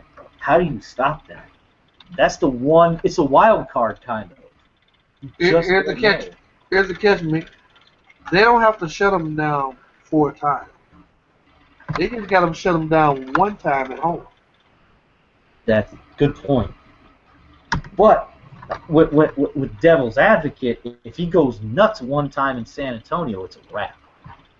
I think if he goes nuts, it's a wrap. He can go nuts. Question is, don't let nobody go nuts along with him. Which is tough to do. because they're so deep. I mean, when you got a guy like, what is it, Ian Clark is his name? He can come off the bench and get on any given night. He's a shooter, though. That's what I'm saying. That's what he's known for. That's what I'm saying. And like, if they're 100% healthy, like, they have so many weapons. Like Sean Livingston on the block. Yeah, exactly. I mean, and I've always I love the argument. I'll reference to my guy that I work with. You know, he was talking. If the Bulls the 72 win Bulls played this Warrior team, the Bulls would sweep. I laughed in his face and said, "Hell no." I said the Bulls would win, but it would go 6 or 7. I don't know about that. I do. Now, here's the thing, though. Question: are we going the way the game was officiated in '96? Are we going the way the game is officiated now? Because that plays a big difference. Well, I'll tell you what. To me, it really doesn't matter. I'm gonna tell you why. Because the Bulls have just as many interchangeable defenders as the Warriors do. You don't even have to put Mike on Steph. No. I think you would put Scotty on him. You ain't got to put Scotty on him. You can throw Randy Brown on him. Actually, you know what? Ron Harper, Randy Brown. And they got height. You can go with a lineup with Kukoc as your damn center. Mm-hmm. You can go Kukoc, Robin, Scotty, because he's Mike, 6'11". And Ron Harper, and you have a 6'6" lineup or higher. Yeah. Oh yeah. Which is basically what the Warriors lineup is. You got really Steph at 6'3", and everybody else is 6'7", 6'8". And the thing is, Draymond Green could not check Tony. I don't think he could guard Tony. With these new rules, Tony could handle the ball. He could shoot. Let me tell you something, dude. Draymond Green would be so frustrated by Rodman in his damn ear. Oh, man. You think that dude hot now? You let Rodman get to messing with him and doing some of his little dirty tactics? Hey, Dennis frustrated Shaq and Carl. Right! What you think he gonna do to Draymond? Yeah. That's true. The problem is, here's where the problem would come. This is where I think the one advantage the Warriors have over the Bulls is the bench. That's the one advantage I'd give them. You know, there's nobody the Bulls have that's as good as Iggy off that bench. Nobody as good as Iguodala on that Bulls bench. Then you got Sean Livingston. He's tall. But I think the starting lineup, Rodman probably would be the key. Yeah. Because ain't nobody outreach Rodman. Nobody getting the boards with Rodman, man. Yeah. No, Lou Longley matches up well with Bogut. I mean, I don't know if he matches up well with Bogut would dominate that dude. Because remember, I don't know. Bogut can, I don't know. See, people forget Bogut could score if he wants to. Because he was a pretty good offensive player in Milwaukee. I know he's a little older. Yeah. The Bulls, the big men were weak. They played a three-headed center. You know, you were coming off with the bench with guys like Judd Bushler. Yeah. But they were good defenders. Yeah, Judd could defend. He was pretty athletic. Like old boy, man, he passed away. Old boy, he was Brian Williams back then, wasn't he? Oh yeah. Bison Dele. Yeah. You know, he was nice. And they had the one young dude. He got drafted in '96. He was on that first Bulls team as a rookie. I can't remember his name. But young guy. I'm gonna get it. I gotta come up with it because he could play. I'm gonna get it right now. You ain't talking about Pete Myers, are you? No. I don't think Pete Myers. That was later than that. Yeah, that was the first two. 95, 96, he was a rookie. I'm gonna get it right now. I have talking about Jason Caffey? Yes, Jason Caffey. He could play. Yeah. He could play. Jason Caffey could play. Yeah. Like, he's one of those guys, if he goes to a mediocre team, he's probably a guy who gets you 14 points, 8 rebounds a game. Now, what year was Old Man Sally on the team? He was on the fifth championship team. I want to say 96, 97. Yeah. He was on that fifth championship team when Kerr hit the shot against Utah. I think he was on that team. And I know Chief was on the team one of the years, maybe two. Sally was on 95 and 96. Okay, when was Chief on the team? Was it the next year? Who, Parrish? Yeah, Parrish. Let's see. I always liked Chief. Yeah, he was the next year. Okay, I got it mixed up then. Yeah, Sally was 95, and then Chief was the next year. Yeah, because they always went with that. Like I used to, when the WGN used to show it nationwide, all the games, they called it three-headed center. Good old Johnny Redcur. You had of course Luke, you had Bill Wennington, and then you had the third guy was either the first time was Sally, then you had Chief. Yeah, man. Chief very something got off that wood, man, for too busy smoking joints. Hey, he's got himself 4 rings though. Yeah. Yeah. Mm-hmm. Who was the third big man on that last one? Dickie Simpkins, and he was there. Yeah. Simpkins. Oh, Dickie. Who did do nothing after that team broke up. Yeah. Because I think he was one of the few returners on the 98-99 team. Let's see. Yeah. Him, Bill Wennington, Tony Kukoc, Ron Harper, Randy Brown. Funny story. When I was at the game Wednesday, I was just randomly getting up to go to the bathroom. So I get up on the little and right next to me is Bill Wennington. Oh, wow. He was standing literally, he was 2 inches from me. That dude is so tall. I don't know why he was there, because he's the radio guy for the Bulls. Yeah. I was like, holy shit, this dude is tall. What's funny is Malik Rose, who obviously played for the Spurs and the Knicks and everything. He's actually with the Hawks now, kind of in the front office. Didn't Malik Rose call games for the Sixers? He did. And the thing about it is, he's walking across, and he kind of comes up.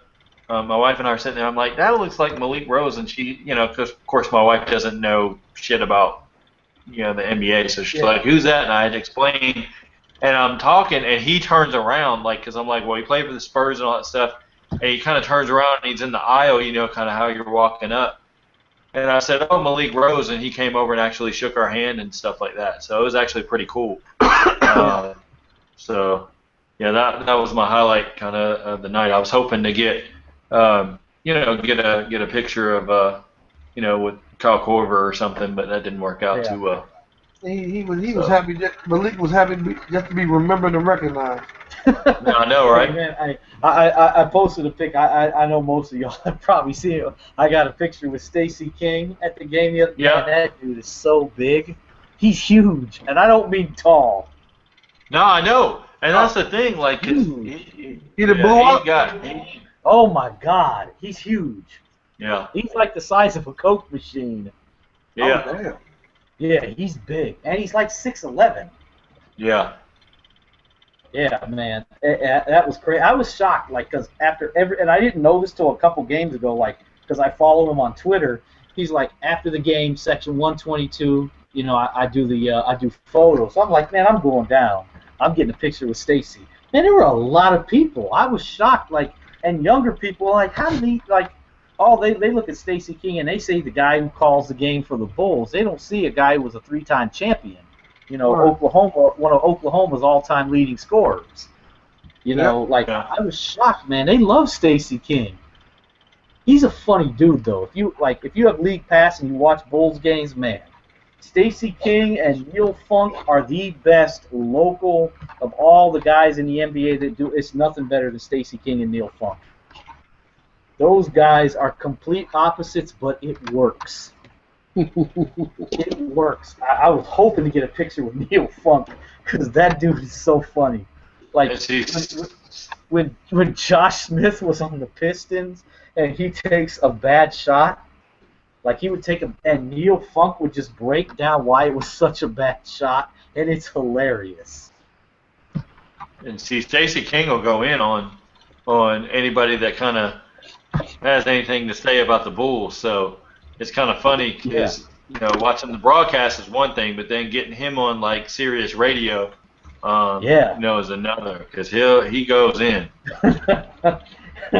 I love, man, Stacey King is funny as hell, especially like, when they got to do their little their little advertisements, and they're Oh doing a little yeah. promotion for Nationwide, and he does his little singing thing. The Nationwide is on your side. Oh my Oh god, yeah. it's funny as hell.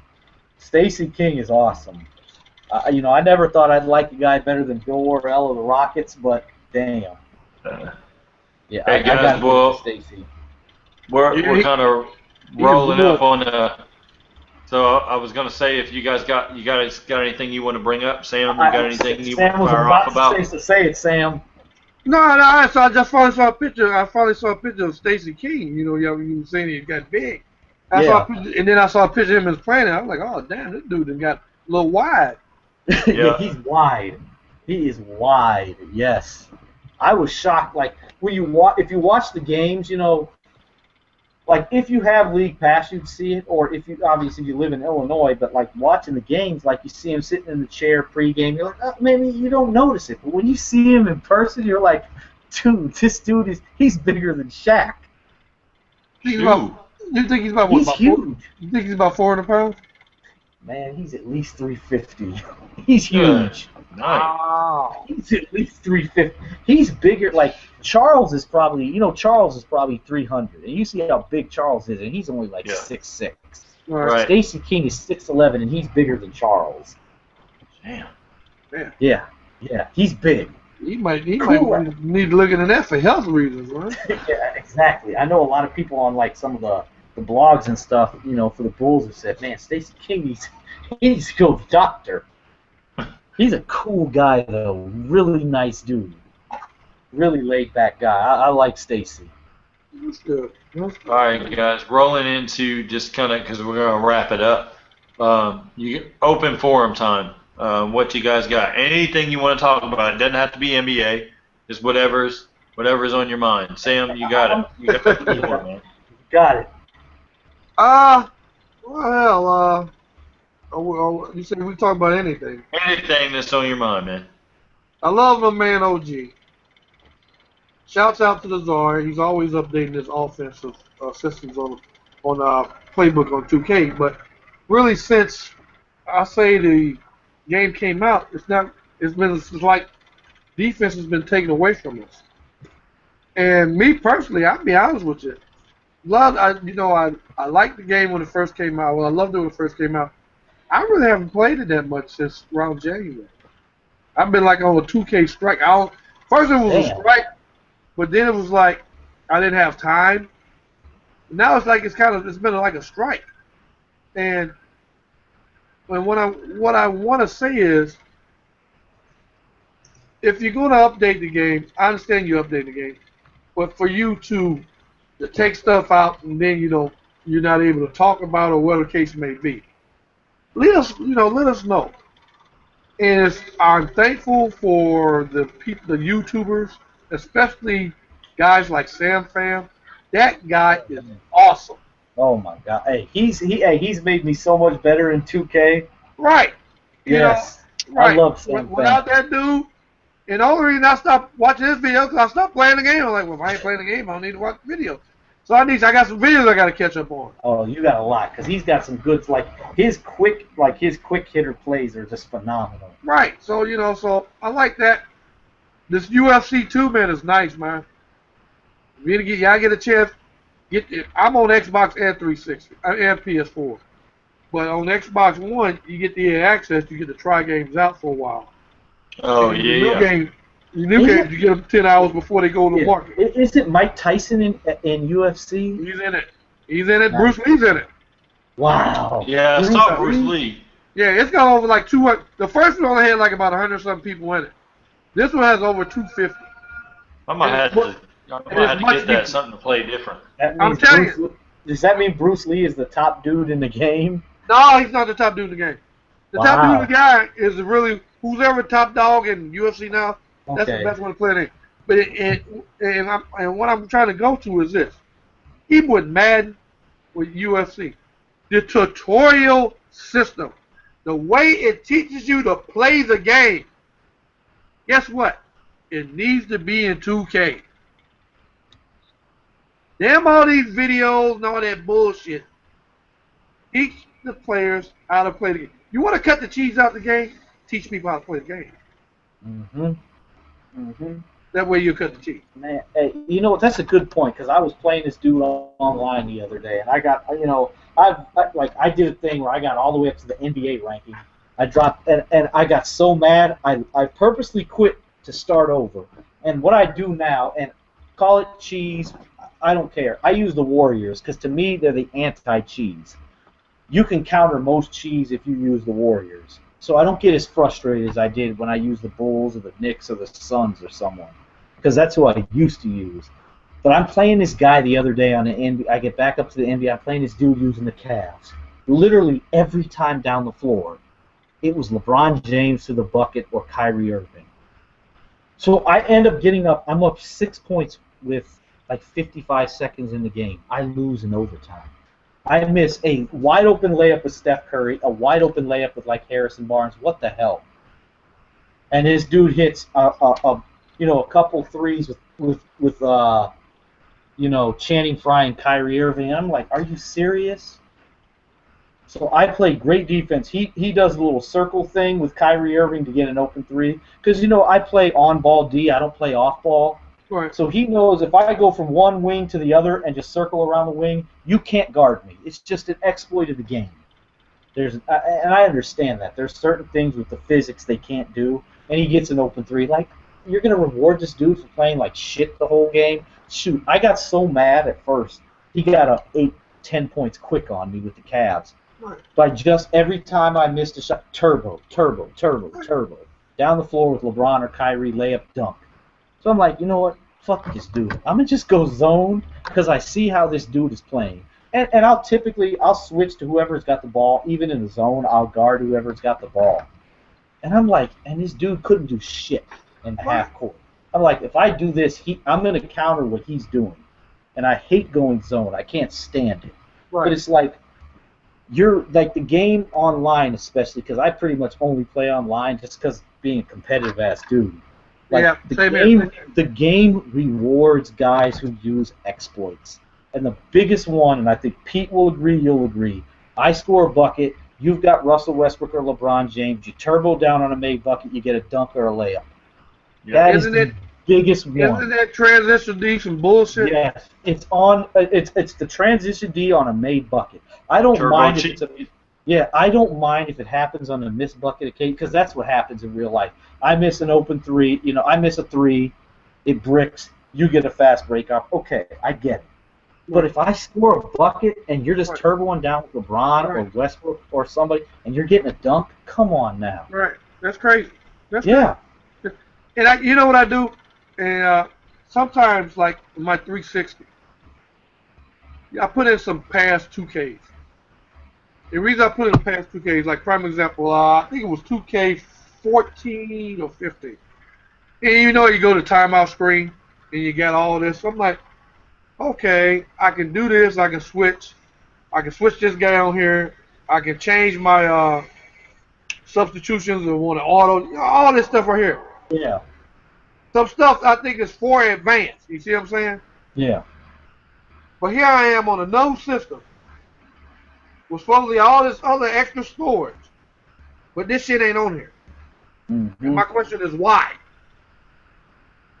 Because to me it seems like it goes backwards. Mm-hmm. And I like I said, I'm not jumping on OG, but a lot of things are never explained in the instruction manual and or video. Did you know they talked about it, but they never explained it? Did you know you can assign people, you can assign pressure on the player, defensive players on the fly? Did you know that? But it's only because I played around with it. You got to play only around because I played around with it. Yeah, I didn't know that. Exactly, Pete. Why? Because you played around it. You didn't. Why? You didn't know it. How do you apply? Right. How do you do that? Because I did not know that until you just told me.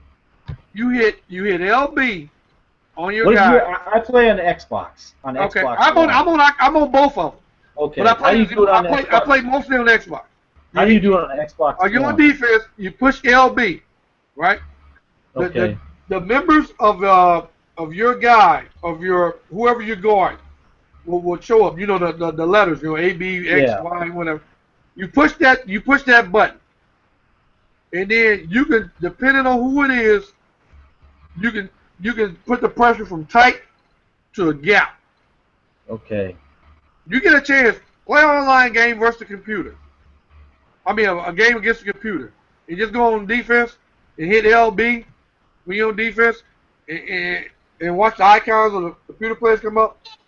Hit that, and then it'll tell you another thing with the right stick.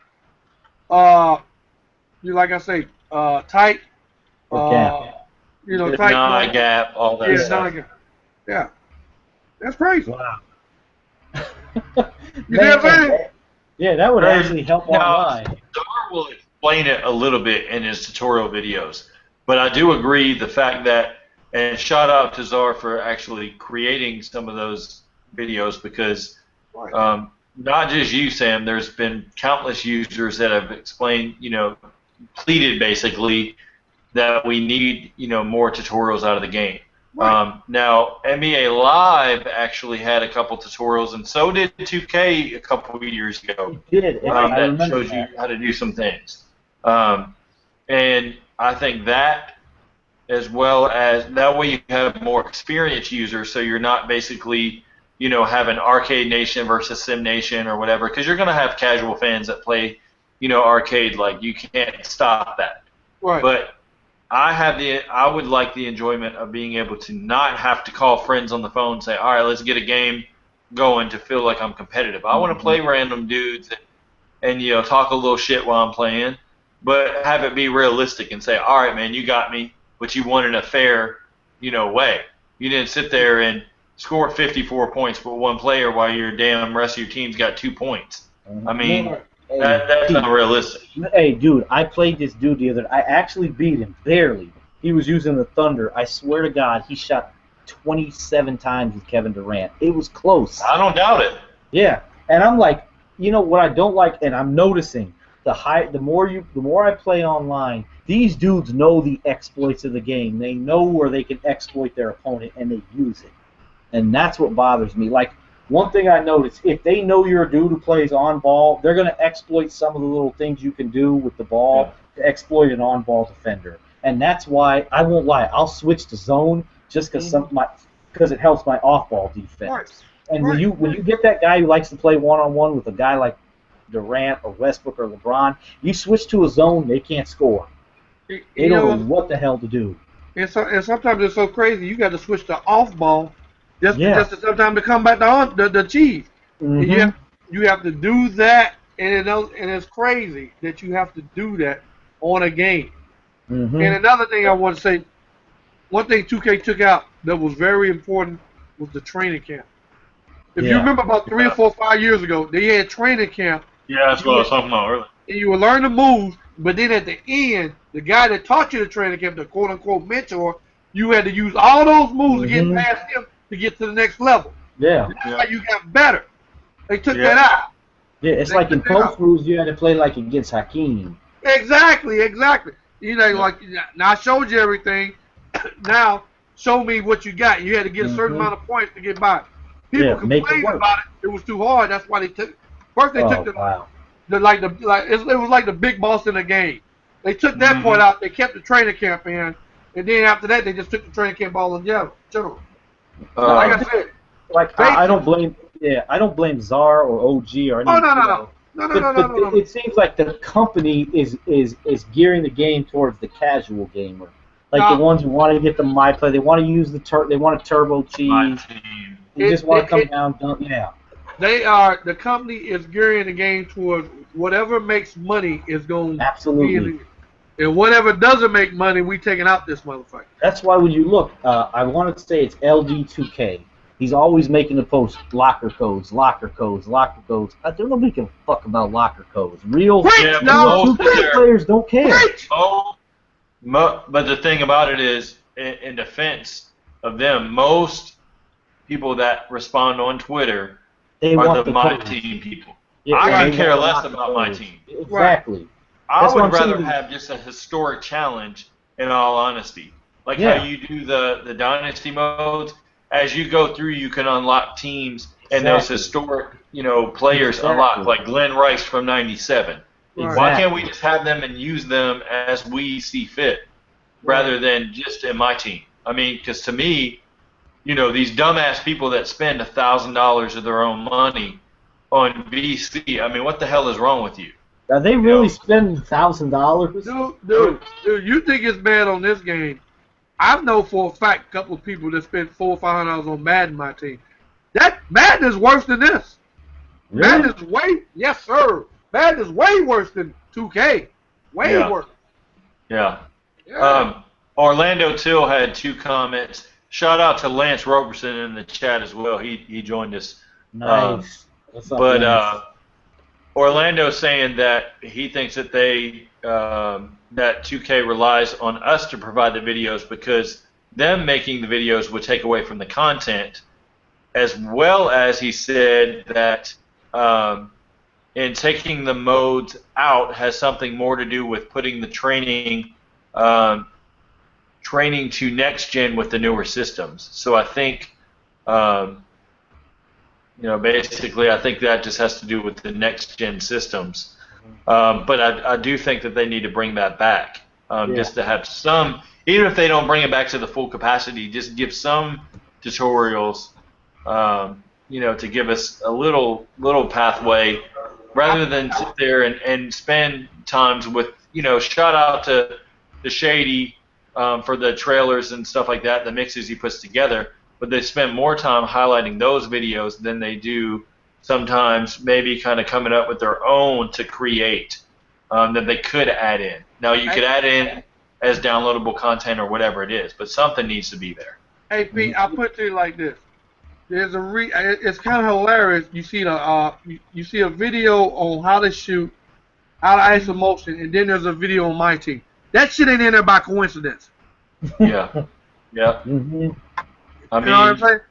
It's fun to sit there and see the players that you could have, but for me, when I'm looking at my team, and then you got, I'm just going to use, a hypothetical, Glenn Rice as a 97 overall, or 87 overall, sorry, whatever it is. I mean, yeah, he had a good run when he was with Charlotte when he got to the All-Star game and all that stuff, but come on, Right. These damn inflated ratings. Right. Sometimes with my team. Though, I don't mind the 87 when you consider James Harden's a 92. They've got to go back to the drawing board and get away from the Hall of Fame scale. Shout out to Mike Stauffer, who's done a phenomenal job with the ratings overall. But I think that something has to be done with the formulas as far as overinflating some of the ratings, because even Steph Curry and its passing ratings and things like that are overinflated. His defense is overinflated. But the main issue I have because, Because Steph don't play defense. Right. So all these things are overinflating the ratings. I would rather see Steph at a 91 and to be realistic, and James Harden as an 86, or just hypothetical ratings. Yeah, just because absolutely. it's more realistic to the game engine. Now, I think as they go further along, they'll figure it out. And the crazy thing is, Steph at a 91 you could argue should be the best player in the game. Right. LeBron is definitely, the way he's been this year, is not like a 95. But if they're going to go off of what they originally said as far as a Hall of Fame scale, as the ratings of an all-time scale. Yeah, Steph was at a 98 about 3 weeks ago. Right. He was the second greatest player in the history of the game based on ratings. The biggest thing overall, more than anything else for me, and I've said this time and time again because I've edited them year after year, is the tendencies. Fix them. Shout out to Lance who brought it up in the chat. But the tendencies drive the game. Get away from where every player, as they get in the triple threat, jab step, pump fake. I mean, that's not realistic. Get away from every big man posts up in the post. I mean, now you got big men stepping out to the three-point line. Hell, you got Mo Spates shooting threes. I mean, His you've got his three-point rating sucks in the game. It's a 70 right now. You can't hit threes with most spates online. I haven't hit one yet. But Wide the thing open. is, you got to account for, as the year goes by, each week to update what players are doing. Chris Humphries, if he's a three-point shooter now, as funny as that sounds, you got to make it happen in game.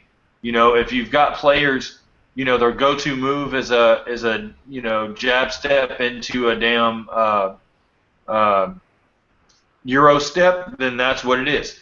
I mean, basically, Giannis Antetokounmpo doesn't even Euro step, and that's his go-to move. I mean, you've got to account for those things. You've got to account for stretch fours. You've got to account for players not over-dribbling till the damn shot clock gets down to 6 seconds, and then they shoot a damn wild shot. I mean, that's not realistic. They've got to spend time fixing that. And I know until they do that, it's not going to fix the game. And I know my man Czar made a video on this shit, but I'm sorry, man. Big dog, I love you. They gotta fix that goddamn passer, man. I mean, I shouldn't have to goddamn rely on the icon passing, man, just get a ball to one dude. Oh man, hey, that pisses me off so much. That regular passing is some bullshit, man. I'm sorry. And another thing with these tendencies, does nothing piss you off worse than you have a damn 3-on-1 break and you pass to a motherfucker that's supposed to cut to the basket, but all of a sudden he just stops. Yep. And dribbles. The hell is this bullshit? Yeah, but you know, if they, you know what old boy said in the chat room about this going from generation console to console, I'm gonna say this: if EA to put all that damn My Team or whatever thing in there and still make a quality game and still give you an in-depth tutorial how to play offense, defense. If anybody wanted to see a damn tutorial, put that damn tutorial in on Madden. It tells you how to do every damn thing. Yeah. There's no way in hell it shouldn't be in 2K. Yeah. That's all I'm gonna say. Okay. Mm-hmm. Matt, what you got, man? Whether it's I gotta say, just speak on this 2K thing. Like, you beat a guy, like, you know, you have, you know, sometimes with the small lineups, you got mismatches. You beat a guy off the dribble, and you think you're hitting the button to go all the way to the cup, and they pull up for a fadeaway jump shot. Like, some of that stuff really gets to me. Like, because it'll hurt you in a game. Like, you think you got the guy beat. You know, you push the buttons to get all the way to the cup because you got him beat off the dribble, and he pulls up and shoots a jump shot. Like, and the thing what he said with the passing, man, I've had so many like 3-on-2 breaks, you know, 4-on-2, whatever, and I'm thinking I'm hitting the button in the direction of the guy I want to get it to, and they throw it to the wing for the guy who's like at the 3-point line. Like, I got a guy cutting the basket wide open. I throw the pass to him, but it goes to the 3-point line to whoever's on the wing. Like, are you serious? Like, you should not have to hit the icon passing to make the guy to get it to the guy you want it to. And you know, that really gets to me sometimes. Like, it's really, really frustrating. That gets to me. I'm a settings guy. So another thing, I don't understand why they made it on the settings thing timer from 3 minutes to 2 minutes. Didn't make no sense. That really got to me. Yeah. Right. Didn't make no sense. So I don't know if that was a Mike Wang thing or whatever. I don't know. So now that's a good point. I gotta make adjustments in the doing menu. Okay, because usually I'm putting in plays or I'm switching playbooks, whatever the case may be. Absolutely. You know, setting up my settings and everything. And now I ain't got time. And I piggyback off this to take this to the timeout. So if you got this timeout thing going on, usually in a timeout thing, I should be able to do in the timeout thing anything I should do in the pause menu. I should be able to do anything there. That minute or 30 seconds, whatever the case may be. But that's not the case because we're limited. Which takes me back to what I was saying about past 2Ks that were in the game in the timeout menu where you can do certain things, you can match up certain players on certain things, you can adjust the pressure, all this, that, and other. Heat check, all that. Hey Pete, what happened with that, man? With them lowering the 3 minutes, now you got 2. I don't know, man. I don't have any insight on that one. I would say probably because, you know, just my thought it would be that people kind of got tired of others kind of waiting on others. So I mean, I don't know. That's I have no stupid, idea. though. Because Yeah. and I'll be the first to admit, I know, when you watch, like, because I never really explored the game until I started, following everybody on here, with Sim Hangout and all that stuff, and then, Books put me on to Sam Pham, and like a lot of his stuff, you got to go into the set, make your changes in the settings. That takes time. Yeah. Right. You have 2 minutes, and then you got to add you want to add your quick hit plays, with certain teams. You got to go in, you got to assign the plays. That takes time. Yeah. And I'm not gonna lie, I've had many guys, and when I go into my settings at the beginning of the game, I mute my TV. Because you can hear them go, "What the fuck are you doing, man? You don't know what you're doing. That ain't gonna help you. That ain't gonna help you." And you know what? I beat the hell out of the guy I'm playing against who talks shit. They get mad. These dudes do get mad online when you make changes. Oh, yeah. They just want to go in there. They want to use their turbo button. They want to use the exploits of the game. They don't want to play real basketball. You go in, you set your defensive settings, for what you want to do. So you assign your plays, and they're like I had this one dude, and I'm going in, and he can hear me. What are you scrolling for? I can hear it because you can hear the noise.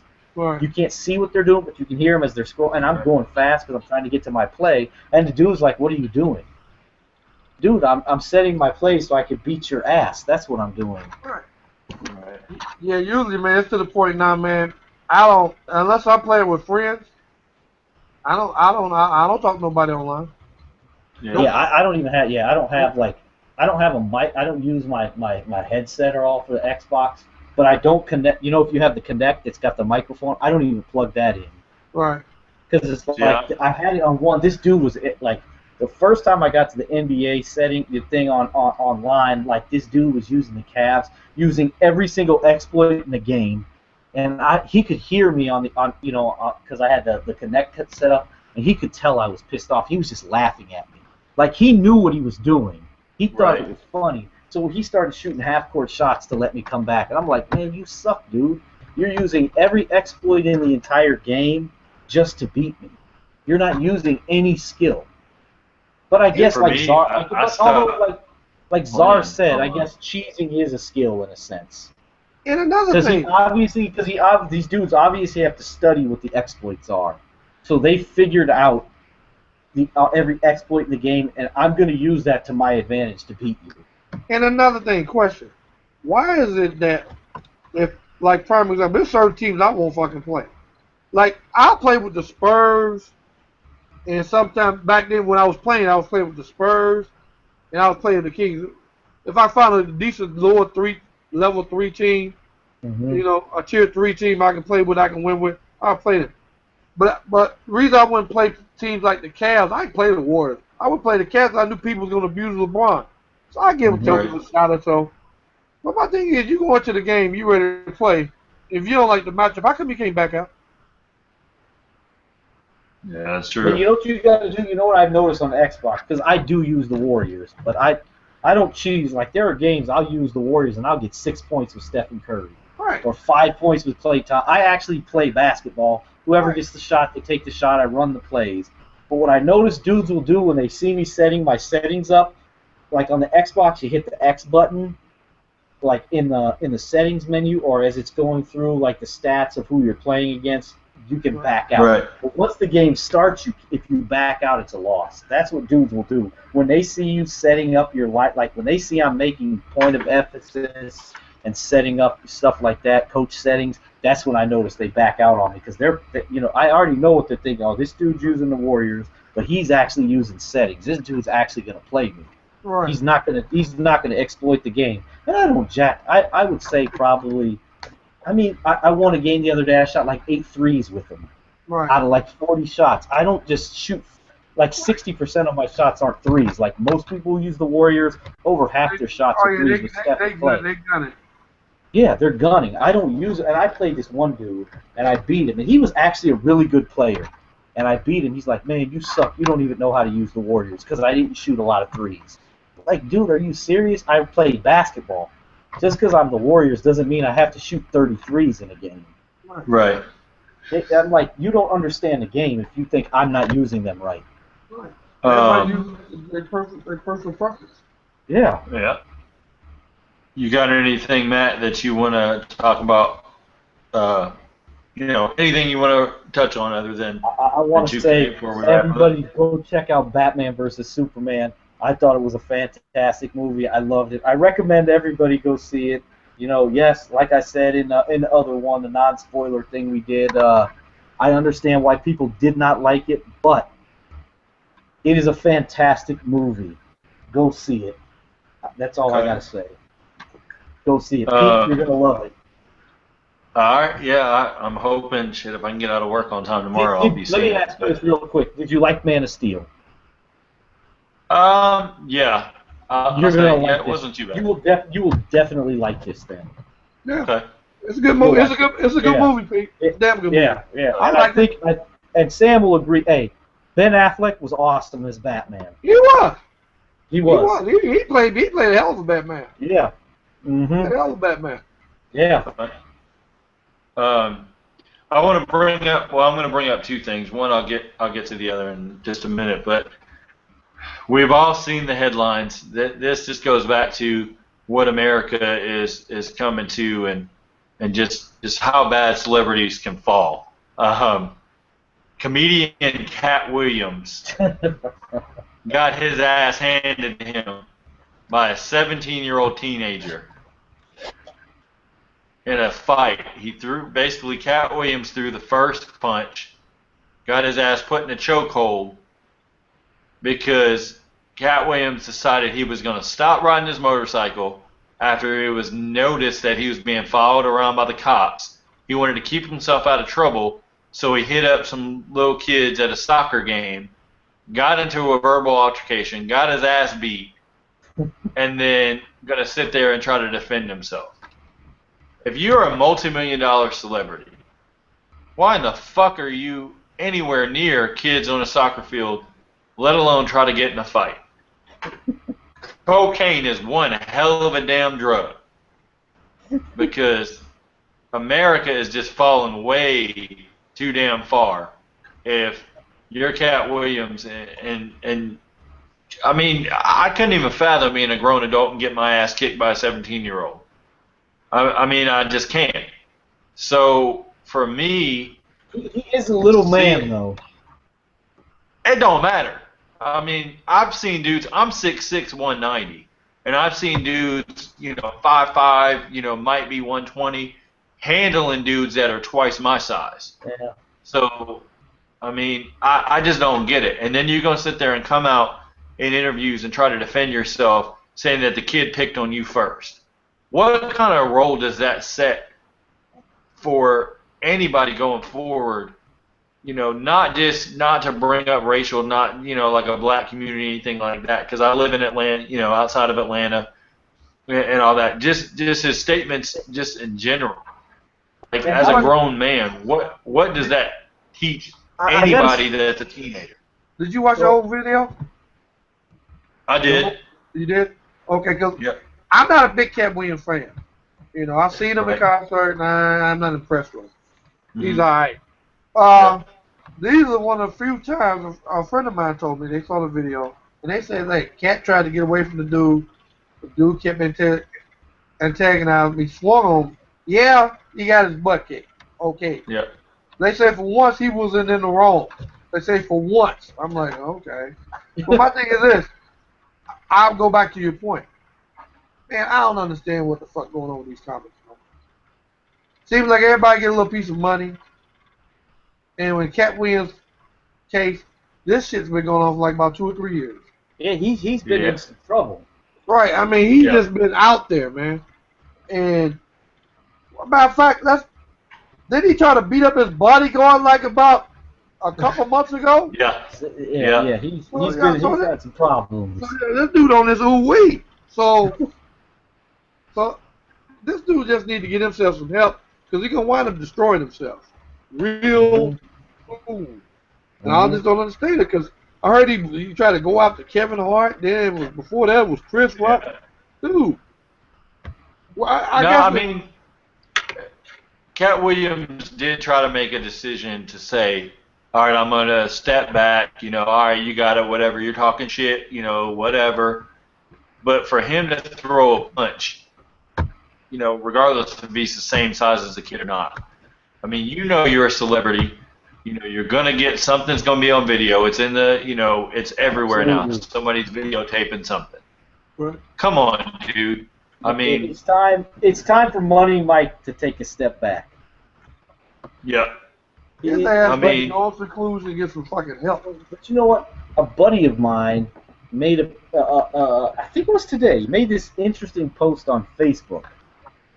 And it was basically like, and this is just, I guess, getting onto bigger things overall.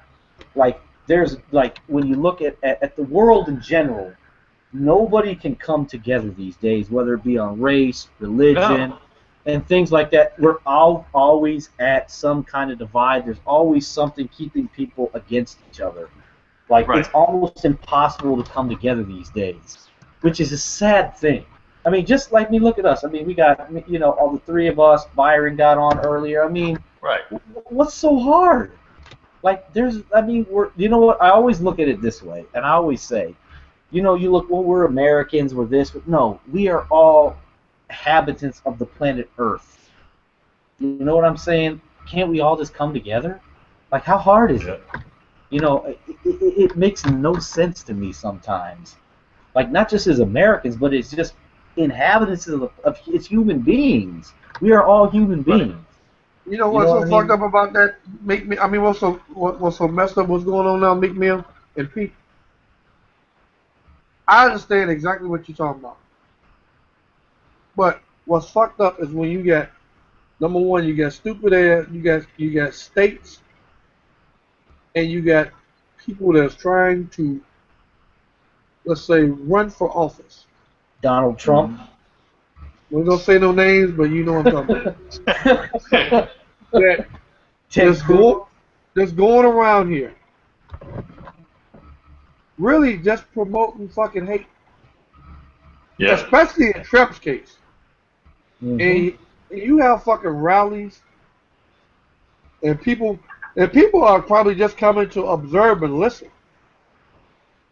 And when they're questioned defensively why they're there or whatever case may be, or even if they make a scene, what case, get them out of here, whatever case may be, people getting taken away, and people hitting folks, and then this knucklehead says, "Oh, I got your legal bill." What kind of bullshit is that, man? This is a motherfucker that wants to run the country. Get the fuck out of here. Really? I mean, really. Country was it's all about diversity, equal opportunity for every man, woman, child, and child. Mm-hmm. Pursue their quote-unquote American dream, or whatever case that it is. And you got this motherfucker here. Now, granted, this motherfucker has been bankrupt 3 or 4 times, been married 3 or 4 times to foreign women, but he wants to kick people out. Yeah. Yeah. Wearing a fucked up toupee. Yeah. Hey, the thing about it for me though is, as a country, it's like, I'll use a perfect example. I just went to the Hawks game. Now, obviously I'm white, but for me, I'm laid back. Always have been. Always able to get along, whether you're Chinese, black, white, I don't care. Hispanic, anything. Always been that way. Been that way back, since I was a little kid. In high school, people couldn't understand. I was the only white kid on the basketball team. People could not understand me walking down the hallway, giving dap to a kid from Nigeria that, might just be at his locker. For me, it's no big deal, because you reach out to that person and you open yourself up. They might not give a fuck that you just gave them dap. But at the end of the day, you might be able to keep a kid from killing himself because he's an outcast. You might be able to, kind of, I guess, bridge the gap between you. For me, I had the emo kids. You had, the kids that sold drugs. You had all kinds of shit, like all different groups. Right. For me, it was like, all right, if I can bridge that gap and they see that I'm on the basketball team, whatever, maybe I can make a difference there. Going back to the Hawks game, you had damn people standing in line. These are grown-ass fucking adults, way older than me, sitting there pushing each other out of the way to get in the game. Little race issue breaks out. And then, me being white, I'm standing there, I'm like, all right, I'm not jumping in the middle of it because I'm not, it's none of my business. But then everybody's looking at me, turns around, and I'm like, I don't have shit to do with that. Just because I'm white, I'm not going to help you because you sat there and pushed somebody out the way. Sorry, it don't work that way. If you're an ignorant asshole, that's on you. Well, I'm a white dude. I was being a dumbass. You're white. I'm going to look at you. You got to help me. Right. That's bullshit. Like, no, that's not how it works. I don't care if you're black, white, whoever. If you're in the wrong, you're in the wrong. Right. And then I'm worried about the second thing. I'm worried about my wife's with me. I don't want nothing to happen to her. I can handle myself, but for her, I mean, she's, petite and all that. The first sign of something that goes down, I'm protecting her. Mm-hmm. And it's like, you can't even go to a fucking basketball game without shit breaking out. And it's like, it's always been that way. It's always probably going to be that way. But there's no reason for that shit. But then when you're looking at a leadership role of your country and you can't even get that shit right, whether, it's Donald Trump or, anybody going forward. I mean, you've got to set some kind of ground rules for, gun control, different things like that. I get it. But if you're sitting there and you're going to contradict yourself of the things that you've done in your past, you're no better than anybody else. But you can fix those things as being a leader going forward. But he's not going to. Here's the crazy thing, and Sam will agree. The sad thing is, people know the past of Donald Trump. And I'm going to say his name. He can come to me, he can tweet me, he can do whatever he wants, say I'm bashing him, I'm unfair. No. You're blasting all these, you're blasting Muslims, you're blasting the Hispanics, you're blasting, you're going to get, you've been, every one of your wives is foreign. But you're blasting all foreigners. Yeah. You're a hypocrite. Right. You are a hypocrite. It's only for publicity, and that's all it is. But at the same time, the people who support him, they know his past. Right. They know these things, and they're following him. Oh, the former leader of Mexico just said this and that Donald Trump's full of shit. Oh, the wall's going to get 10 feet bigger now. Yeah, there's not going to ever be a wall. That ain't happening. It's not happening. And, I lived in Texas for almost 30 years. It's not happening. There's not going to be some huge wall. Right. It ain't happening. What's crazy about it, then he has a fucking audacity with a damn, and like I said, I know, we've talked, we chatted, so don't trip off this shit. When you got the motherfucking Klan and David Duke endorsed his ass, and they said, well, and they asked him, well, do you want to distance yourself from this shit? Well, we've got to, I got to check into that. Motherfucker, either yes or no. Right.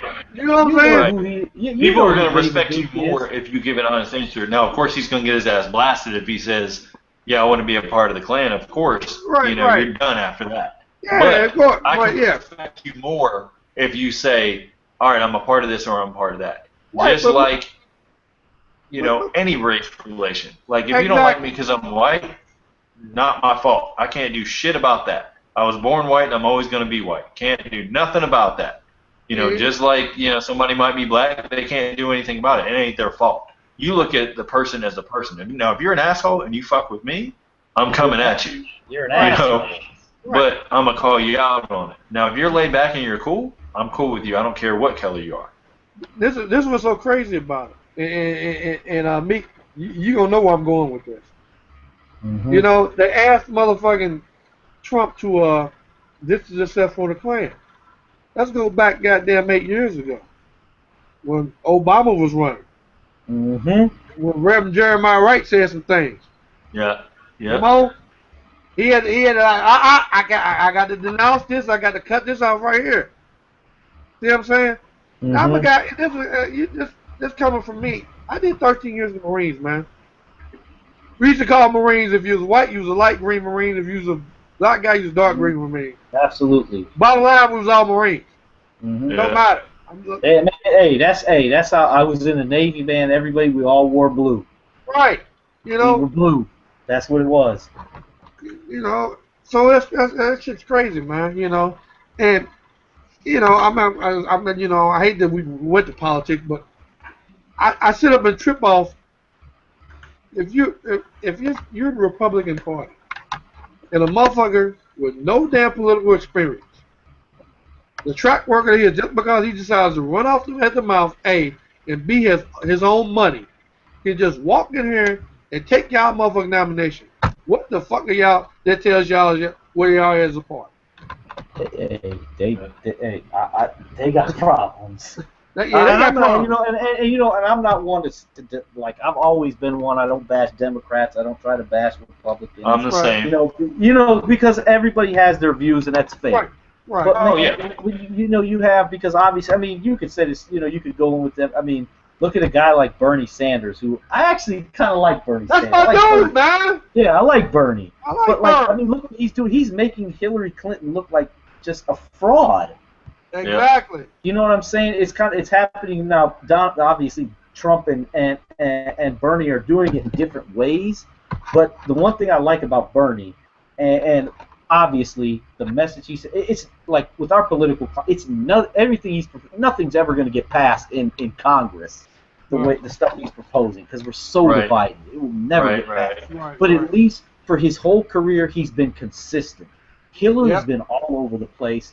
Donald Trump has been all over the place. Hell, even Ted Cruz, the guy some people think is this pure conservative guy, being a Houston guy, as I am. Ted Cruz is a Houston guy. This guy was a fan. He was a guy who helped George W. Bush get elected. If it were now, he would be against George W. Bush. This guy's all over the place. You know what? You don't trust these people. You know one thing, and one thing I will give Republicans credit. I've always noticed this, in my politics, is that Republicans are one of the most united parties. Mm-hmm. But the minute you bring shame on their party, they tell you they do two things. One, they tell you to resign. if you ever notice, they tell you to resign.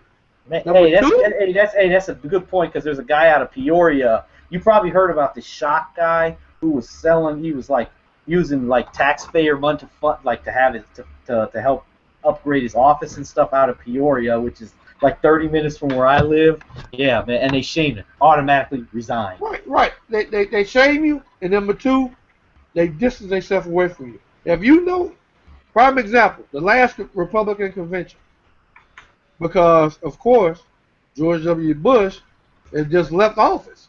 Mm-hmm. So of course they ain't bring him back no time soon. No. But Laura Bush was there. Mm-hmm. She was speaking. Cause she's still favorable. See what I'm saying? Yeah, they still don't like George Bush. Oh no. They're like, he ain't never coming back. But they'll let his wife speak anytime she want to. Mm-hmm. Hell, they'll even let his dad speak now. They like his pops. Well, his pops is he's in like kind of failing health though. Yeah. But I mean, I'll say this: I was young, and Pete, you were younger than I was when he was. I was in third grade, like when the Gulf War happened. I don't remember it. Yeah, exactly. I mean, I just remember. Yeah, I just remember. It was 91. It was 91. Yeah. I was in third grade, and I just remember going to war. I can't, speak, but when you look back now, I mean, George H.W. is actually revered amongst both parties. They actually like the guy. Right. Nobody really talks bad about H.W. but Bush, but W, his son, nobody man, nobody talks good about him.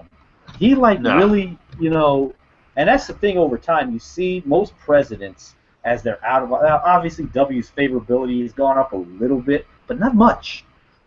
And see, for me, and I'm probably going to get killed for this, but growing up, I've always been Republican, but I can't get behind anything that Donald Trump stands for. But then if I look at the other side, I'm not a big fan of Hillary Clinton, and it's not because she's Democrat. If she had something that I could stand for, I would say, okay, I would switch over. Like, it's not that. Hell, I'm at the same thing with Bernie Sanders. I don't like, the socialist aspect. So for me, it's like I don't see a clear winner out of any of this. Which is why, and Sam may disagree with me on this, which is why I'm content not to vote. because most likely we're going to get Hillary Clinton versus Donald Trump. So Probably. I always look at this, and a guy I always, I like watching a lot of his views, Jesse Ventura. I know some people hate the guy, but one thing that always stood out to me with Jesse Ventura, you have two choices. You have the lesser of two evils. You got Hillary, you got Trump. Is that really a choice? Is the lesser of two evils a choice? And that's how I always look at it. And I always say no. I would rather not vote. And some people, well, if you don't vote, you don't have a right to complain. Absolutely I do. You voted for George W. Bush. Our country got fucked up under George W. Let's just be honest. Our country was fucked up under his watch. I didn't vote for the guy. I have every right to complain. I'll be the first to admit, and then a lot of people will hate me. I voted for President Obama the first time. The second time I didn't.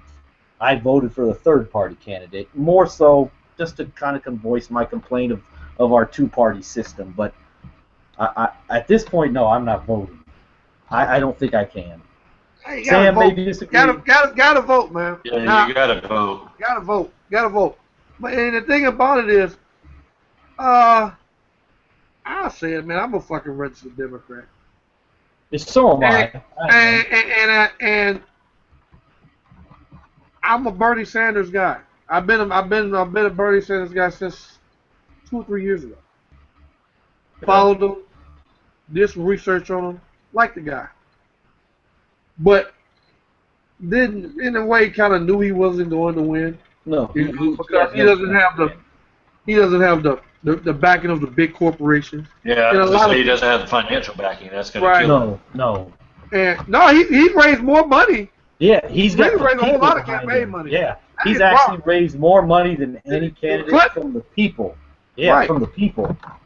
But I knew, Hillary was probably going to win. Didn't know who was going to come out on the Republican side. It looks like we did. We knew it was going to be Donald Trump, though. In all honesty, though, it might not even be Trump if he doesn't get the. He might not get the nomination at the North Convention. I think it's going to be a brokered convention. This is the crazy thing. If it's a brokered convention, I'm convinced that the deal has been made to where Mitt Romney's your nominee. I think they've made the deal. Why is it that Mitt Romney's this dude lost to I don't hate president. I don't hate really any president for the most part, because I know not everything is under their control. I know not everything was Bush's fault. Not everything is Obama's fault, like some people say. But for the first time, in 2012, Obama was actually probably an easy guy to beat when you look at all the numbers. He should have been beat. And Romney couldn't even Romney didn't have that killer instinct, though. Yeah, and the thing is, and that's the thing, and now they want him again.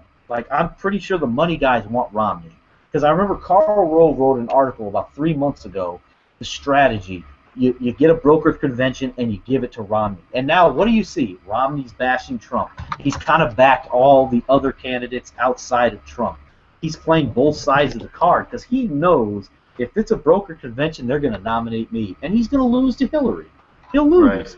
Right. In all honesty, I mean, Hillary's going to be I was talking to a guy that I worked with, same guy that I talked NBA with, and he he teaches some African American studies class and stuff like that. And he was with a guy who was a big time person in Obama's campaign. And he said, you know what, the presidency has already been decided.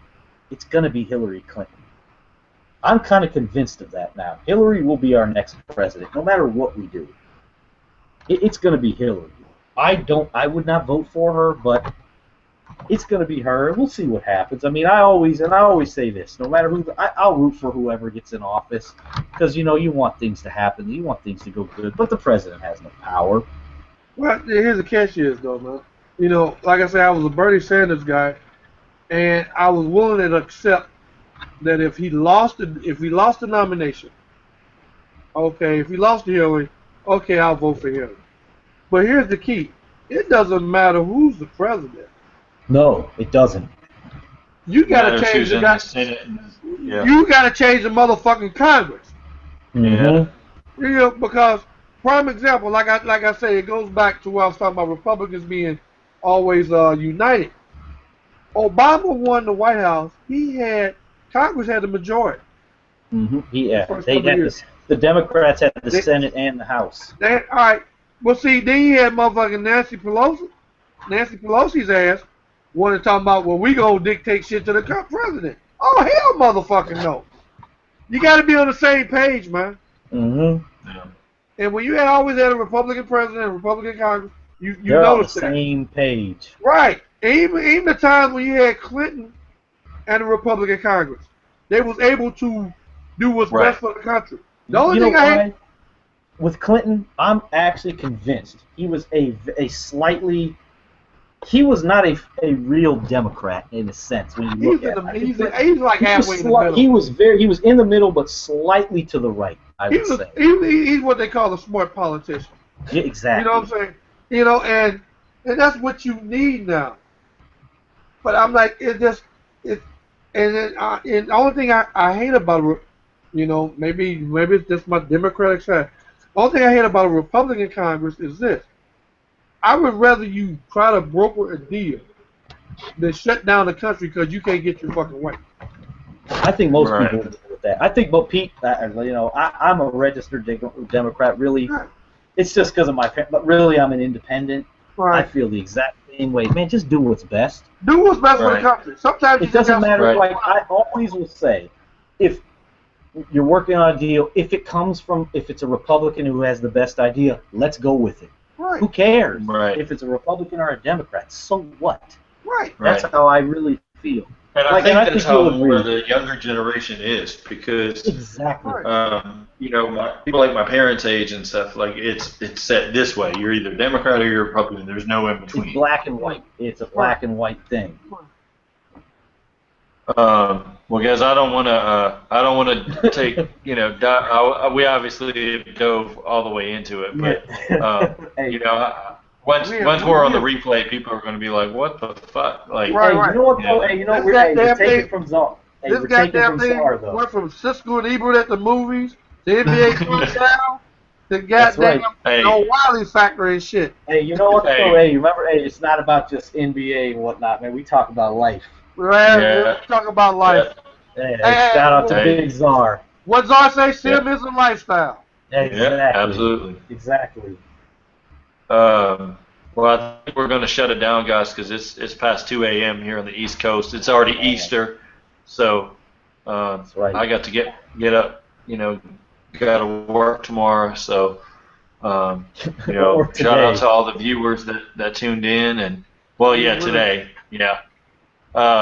Shout out to all the viewers in the chat room: Orlando Till, Julian Lamenzo 94, Lance Roberson. Who else we got? I know I'm missing one or two. I know Dre joined us a little earlier. Los X23. I think that's everybody in the chat. Thanks for hanging out. Everybody that's going to check this on the replay. We did talk about some basketball before he got too far into politics. Hey, you know what though? Hey, you know what this? Hey, before we go off, let me say this. You see what it proves? Because we all kind of, the three of us kind of have we have some similar, you know, different. But you see, there was no arguments. There's no, oh, you're an idiot. No, I don't have. I mean, you got your opinion. You can actually. I got mine. It shows that three people can actually talk about politics amazingly and not come to blows. How beautiful! I mean, I'm not going to hate on. I have so many friends that have different views. I'm not going to hate on somebody. You can completely disagree with everything we just said, but you know what? You didn't come to blows, and that's a beautiful thing. It shows that like actually smart people can actually have an agreement on some things and not come to blows and be stupid about it. Oh yeah. You guys want to give any parting shots? Man, I'm going to shout out my man who came on with us earlier, Byron. We can agree to disagree. Good job. Absolutely. I want to shout out my man Byron who came on with us earlier to talk Batman v Superman. We got to bring him back. I had to get you on to talk about some hoops, man. Yeah, because he'll have a lot to say. We got to get him on for the spoiler review for our spoilers too. Okay. But after you see it, Pete, you got to see it. Oh yeah. If I don't see it tomorrow, I'll see it by Tuesday. So either way, Yeah, I'll go be good see to it, go. man. Whenever you get off, man, go see it. It's worth it. We will await your tweets. All right, gotcha. And we got to bring Hey. Sam on for that too. When we can Yeah. actually Hey, talk. Sam, we'll have to get you. I know you got to work a good bit, but I want to get you to be a regular if you want to be on here quite a bit, because I know you got a lot of knowledge on a lot of different stuff. So. Yeah, always welcome. Always appreciate shout out, man. If you know what you can do, just man, give me the link in my Twitter thing, and if I'm able to hit on, I'll be more than happy to hit on with you, man. Yeah, good. You got any parting shots? Anybody you want to shout out real quick? Well, number one, happy Easter to both of y'all and all Sim Nation. Yeah, you too, man. Shouts out to the Sim Nation family, Big Czar President, Scott OG. Books. My man Sam Fan, keep making videos, dude. You are an inspiration. My family, much love to y'all. And until the next time, see you when I see you. All right. Well, I'm just going to shout out the same thing, Sim Nation, Big Czar, Big Mama. Happy Easter to you both. OG, shout out to you. Happy Easter to you and your family. I know you got another little one on the way soon, so congratulations. And I know it's going to be a lot going on with preparing for 2K17 and a new baby. So well wishes to you and your family. Books, still got that invite, ready for you whenever you want to come on, man. Always love talking hoops with you. Basically, like I said, everybody in the chat room, shout out to you, because without the chat room and without Sim Nation, we wouldn't be here. So, and of course, without Big Czar, none of us would be here. No. As a group, and happy Easter to everybody. And until next week, it's been the Hardwood Hoops Hangout and then some. So until next time, peace.